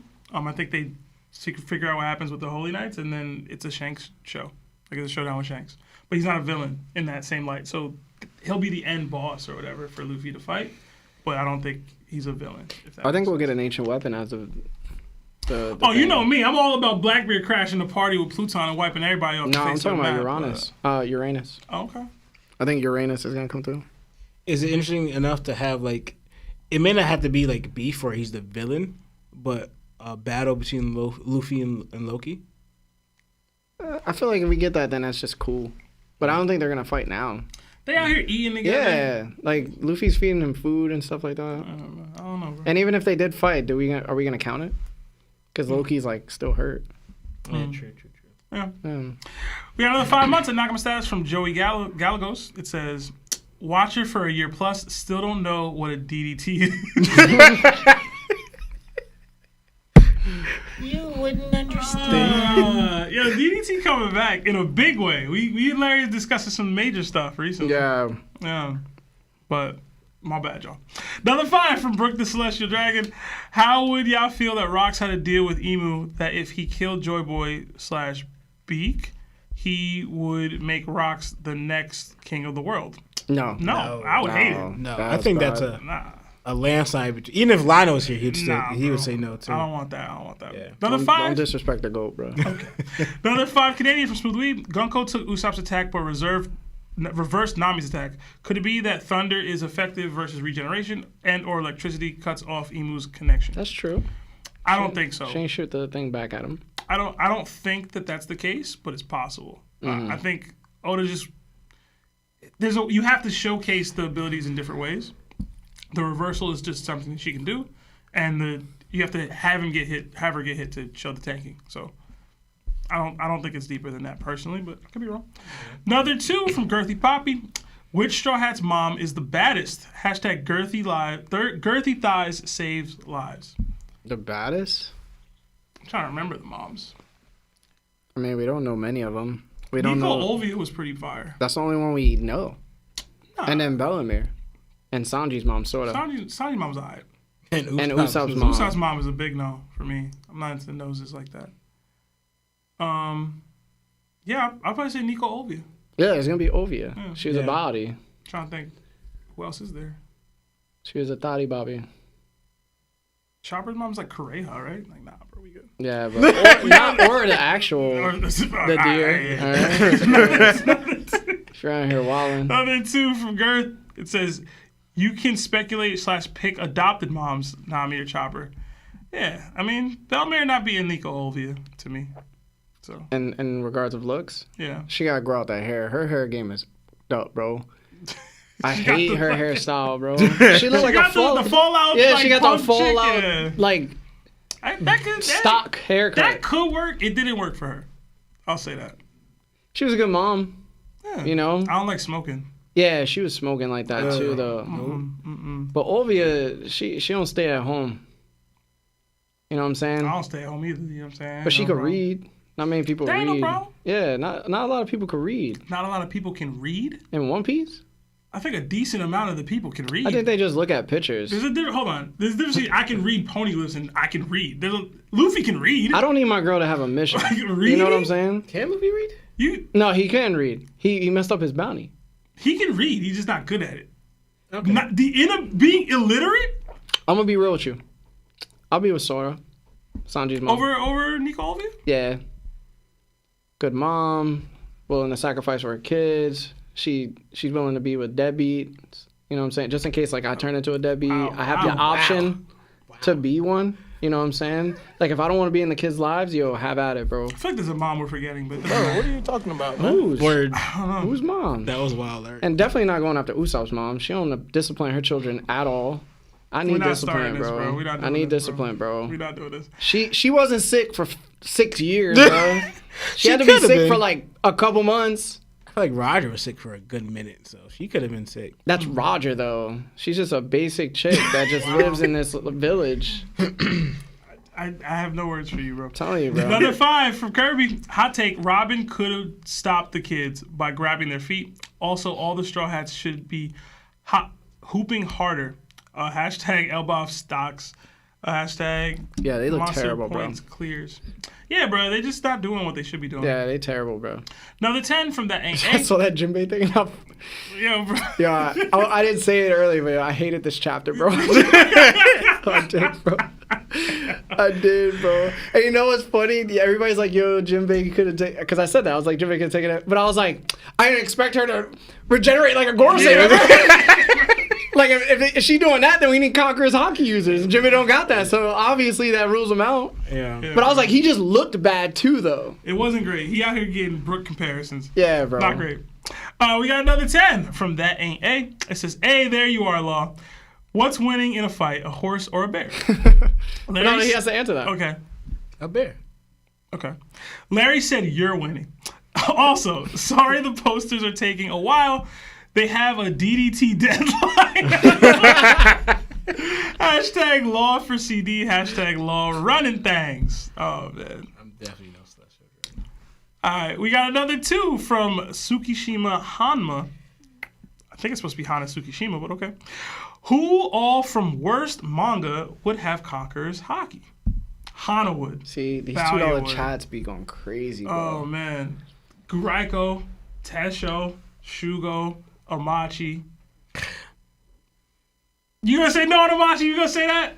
You're a hater. You're a hater. I don't. You're a hater. I don't think he is. You're a hater, bro. Wait, who'd you say? You said Hana, Guraiko, Shugo. Hana, Guraiko, Shugo, Tesho, Amachi. No, that one's for. I don't. This Tesho. No for Tesho? It's debatable. You're I'm wild. You're thinking- I'm tripping. thinking. You're tripping. We can't linger too long on this. Yeah, I have no idea what we're talking about. We can talk about it Basuko? later, bro. Yeah, Basuko. Yeah. I said Shugo, right? Yeah, you did. Would Mitsumasa have it? I feel like you wouldn't. I don't think Mitsumasa I feel like or. See, Hamachi you hating would on have Amachi. it. You hating on Amachi, man. I said Mitsumasa too. Another 10 from Jalen Gator. It says, "Why does the grade of the sword matter for top tiers since they should have advanced Conqueror's hockey so they don't have to actually make physical contact?" Hashtag TOPT. That's what we call retconning.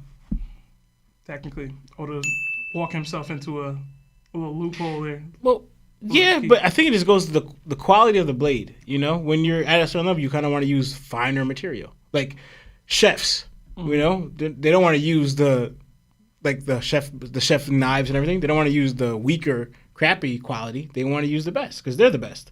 So I think it's kind of like more like that. You want to use finer material that you're gonna master. Hey. Another 2 from Goatman Teeds. Could Loki as an ally force giants to help the world government?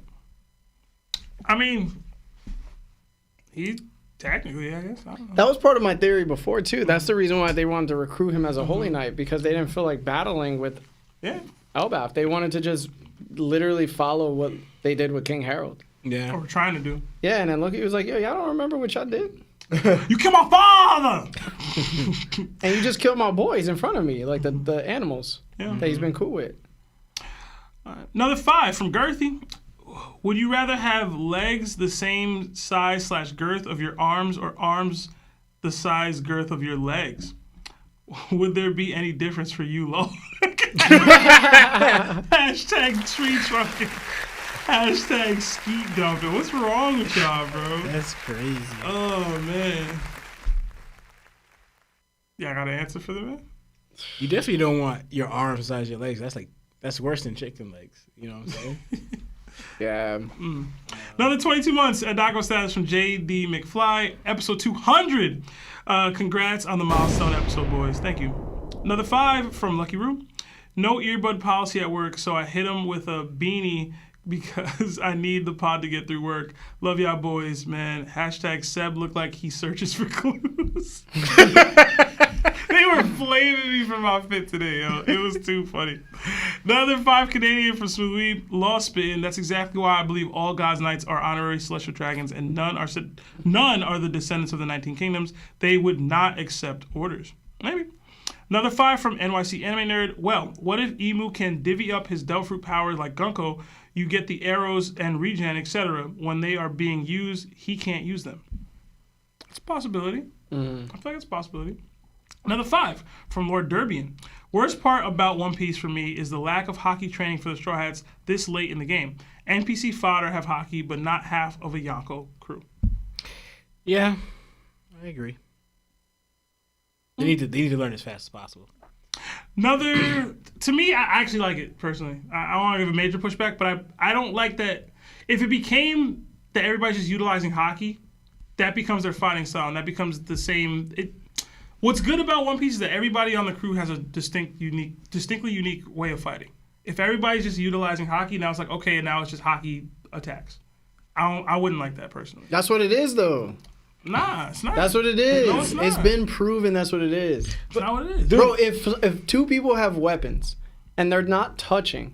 No, I'm saying how distinct the differences in their fighting styles are. Like if Nami's now a hockey user, it's okay. Now it's hockey attached to the what's that thing? The climb attack. Yeah. And she's like hitting people with it, and you know what I mean? Like I don't like that. I wouldn't like that. You know what I mean? Like when Frankie's punching and you stuff. just don't want the show to be all about it. Yeah. But the top tiers for sure, though. Yeah, but that's why we got that with the top tiers and the main fighting force of the Monster Trio. But if Brooke, every attack Brooke has now is hockey. It's like, yo, it's just hockey all day. No, I get it. I wouldn't like that. No, I that get makes it, sense. but to me, I feel like it's not changing their style. It's just giving them more power, showing them growth because they're able to utilize their will and to attack it to achieve their dream and Luffy's dream, and they're rising to the occasion. You know. Another 3 from CG Whitlock. It says, happy episode 200. The anime has been fire recently. I haven't been tapped in, but thank you. Another 2 from Calamity. If Zoro is greater than Blackbeard, does it mean that Zoro beats Rayleigh right now? I just disagree on both, but... Well, I know Larry believes that Sanji could beat Gaban now, so I don't know. Well, if Rayleigh's saying his age right now is slowing him plays a factor, it's possible that Zoro could beat him because that's not going to be a factor for Zoro. So it's possible. But Another 5 from Jada Rude. The 5 elders were conquerors and they followed Emu. Regular Celestians might just chill out. And didn't the Nerona King know about Emu? Seemingly the Nerona King was Emu. Yeah. Right? Or am I misremembering I believe he that? was the king of that kingdom. Yeah. And Or at then he least- just happened to find, the op fruit, and then just like, all right, y'all all gonna die out, and I'm gonna reign supreme. Like he just took advantage of the situation. Another 2 from SC615. Larry, I listen every time and you don't explain. I believe that is in reference to the Zoro base Luffy thing. And then he continued with another 20. Are you saying Mihawk Haki is so much stronger than base Luffy with Conqueror's Haki he can cut him with just armament? Can't Zoro with the same dream/goal as Mihawk, which is what you base your Haki strength off of, plus Conquerors do the same? I just explained this like on live the other day. I'll just say this. How many super chats we got left? I was gonna make it quick. Like 12. Like 12. Well, I think what Larry's talking about is like, because all right, you're viewing Luffy like back then versus Luffy now. Larry's talking about Luffy actually blocking, uses haki to defend himself against being cut. Whereas if like, all right, when Luffy was getting attacked by Mihawk, he wasn't able to defend himself at all with any type of haki. He was just gonna get cut. Where now Luffy's able, he has advanced haki, because we even saw a Cracker. Luffy was able to use haki hardening or whatever, but he got cut. But that's without what Luffy has now, where he can literally make a force that doesn't even touch his skin to defend or block himself with his new, stronger haki. So saying that that person would have to have a stronger haki or get through that to cut Luffy. If it gets through that, then yeah, it would cut him, but it would have to get through that, and not many things seem that could, because Luffy's haki is so strong, showing how it battle against Kaido. I'm gonna make a hockey video and put it out on our channel. And I'm gonna be like, yo, you wanna talk about hockey? Yo, look at this. You want to video, talk bro. some Look at the video, bro. I explain it perfectly. All right. We got another 5 from Smooth Weeb. It says they agreed on mercenaries and he gave them schools/libraries, meaning Harald was obviously being blackmailed. It's the MO of the world government. # Harald Gang. Maybe. Another 2 from Xavier O'Dilly. It says, happy 200th episode. Did y'all see my $20 super chat? I believe this was the super chat in regards to Luffy and Robin being related or siblings. Yeah. We did. I don't know if you saw our answer to it. I'll just say it again. I'm not a fan of that personally. I don't think we gain anything from it. Yeah. Yeah, we all agreed on that. Another 2 from Antoine N. Happy 200, fellas. Thank you. Thank you, guys. Another 10 from Gavin Alexander. Congratulations on 200 episodes, guys. Much love from Oklahoma. I'm still trying to catch up on the pod. On episode 149, I love this book club. # Spotify gang. # Hoochie Daddy Seb. # Marv the Goat. # Larry has bad takes. Thank you. Thank you. Another 5 from Loki Dean. I know I'm tuning in late, but when did this turn into the Unk peace talk? Not gonna lie, Law and Seb got that ish on. Thank you. That was killing me from my fit, man. Thank you. Oh man, thank you.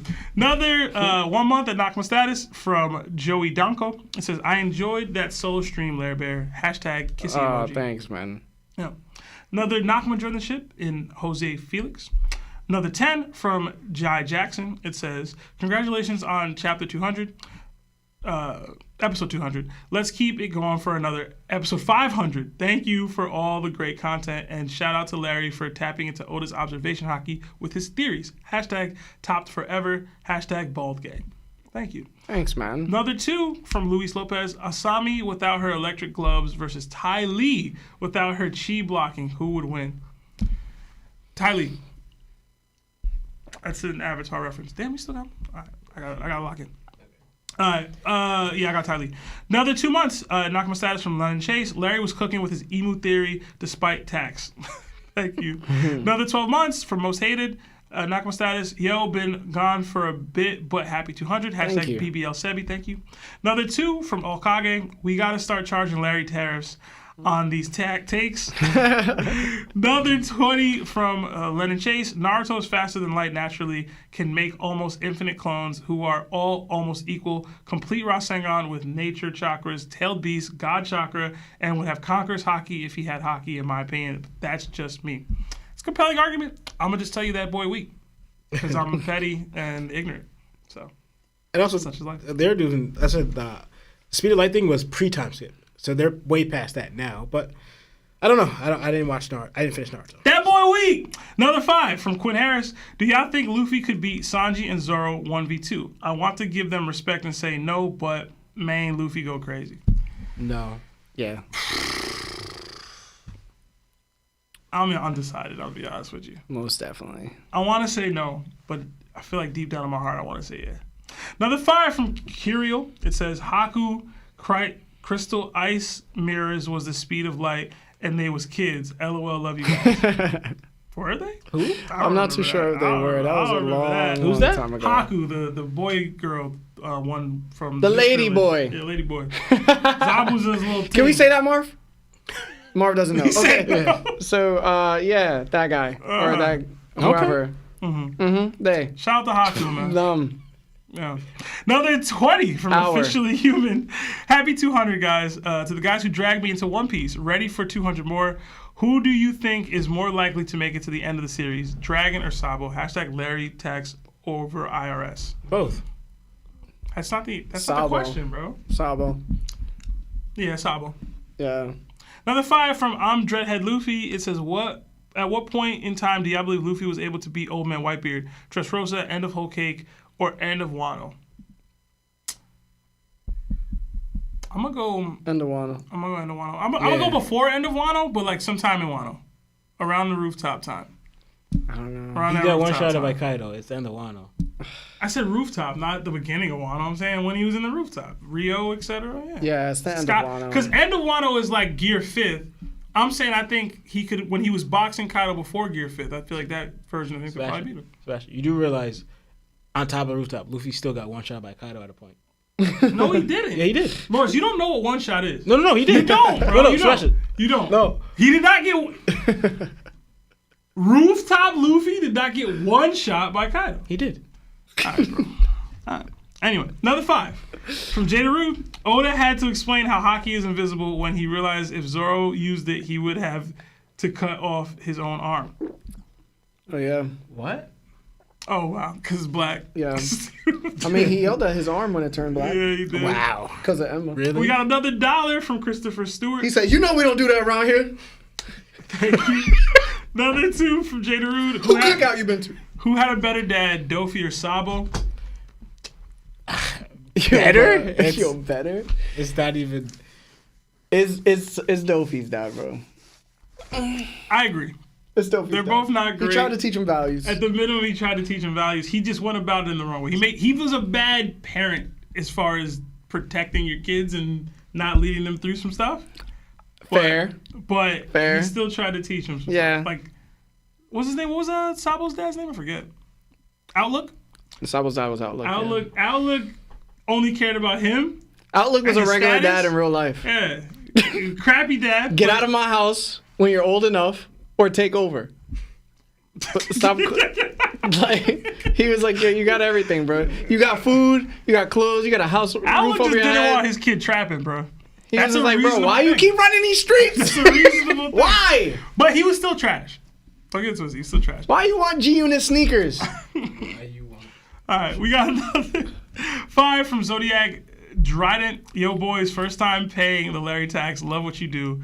Who's the strongest person you think Ulti could beat? Sanji? That's a cop-out answer, but it's true. The strongest person she could beat? Mm-hmm. Yo, where's she at? Well, I don't know what you mean. Like, is she right directly in front of a person, or like she like a couple yards away? I don't know, bro. What you talking about? Yo, or probably almost anybody that don't have like Conqueror's hockey, bro. Ulti? Yeah. No, wait, Ulti? Yeah. Oh, I thought he said Uta. No, Ulti. Oh, I had a feeling he was I was thinking like, of what's he talking about? Oh, never mind. All right. We got another 2 from SC615. Classic St. Larry gaslighting. You don't explain. Yeah, I'm petty, bro. Yeah, you gonna have to throw the hands with SC615. Another 2 from Girthy. Can Zoan users get pregnant by the animal they ate? Yo, what's wrong with you? I don't. How does the mods not stop this man, bro? It's every episode. It's every episode with him. What's wrong with him, bro? What's wrong with him? What the hell? Bruh. What freak timing are you on, bro? That's hilarious, though. Why did I never thought about that? Because it's not a thought. It's not a Bro. real Like if thought. Yamato ran into like a dog. Come on, man. Come on, man. Stop it. Would she get Please pregnant? Stop, bro. Stop. You think she goes in heat? Okay. I'm wild. See, Now I'm see, wild. see. Now I'm wild. Yo, every time, bro, My fault. you take it too far. My fault. We got another 5 from Mike Super 17, my boy. It says Cat Soft is crazy, Oh my losing to a God. dude named Cade. No Dalton, no kin. He not kinfolk. Hashtag 2shot, hashtag big wary, hashtag Knicks fans reverting to poverty. Elbaf fruits, Loki weapon. Mike, Knicks gonna win, man. Knicks in 4. Shut up. He wasn't talking about Cotter Curry. He's talking about Karl Anthony Towns. Oh. That's soft. That was supposed to be this? That's all super chat. Oh, we made it. Yeah, we did. guys, thank you so much for all of the Why y'all let it support. end like that, man? I'm talking down on my Knicks, bro. F y'all. Thank you so much for all the support you guys gave. I hope you guys have fun this episode. Episode 200, gents. Word. Yeah. Let's get 100 more. 100 more. Let's do 100 more. 100 more of these, man. Hopefully Lionel's on the next one, you feel me? Yeah, next milestone. He should be there. But let's see where we are. And we had our first 100, we had our second 100, and third 100 will probably be super. Hopefully, there's a lot more companies looking into the pod. Yeah. Yeah, we should be able to garner some of that now. Eventually, I think it's time.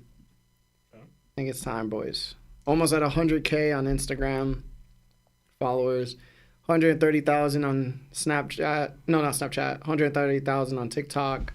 We just hit 122,000 on YouTube. Snapchat, we just started posting on there. Probably gonna hit 1,000 real soon. Facebook, 47,000 followers.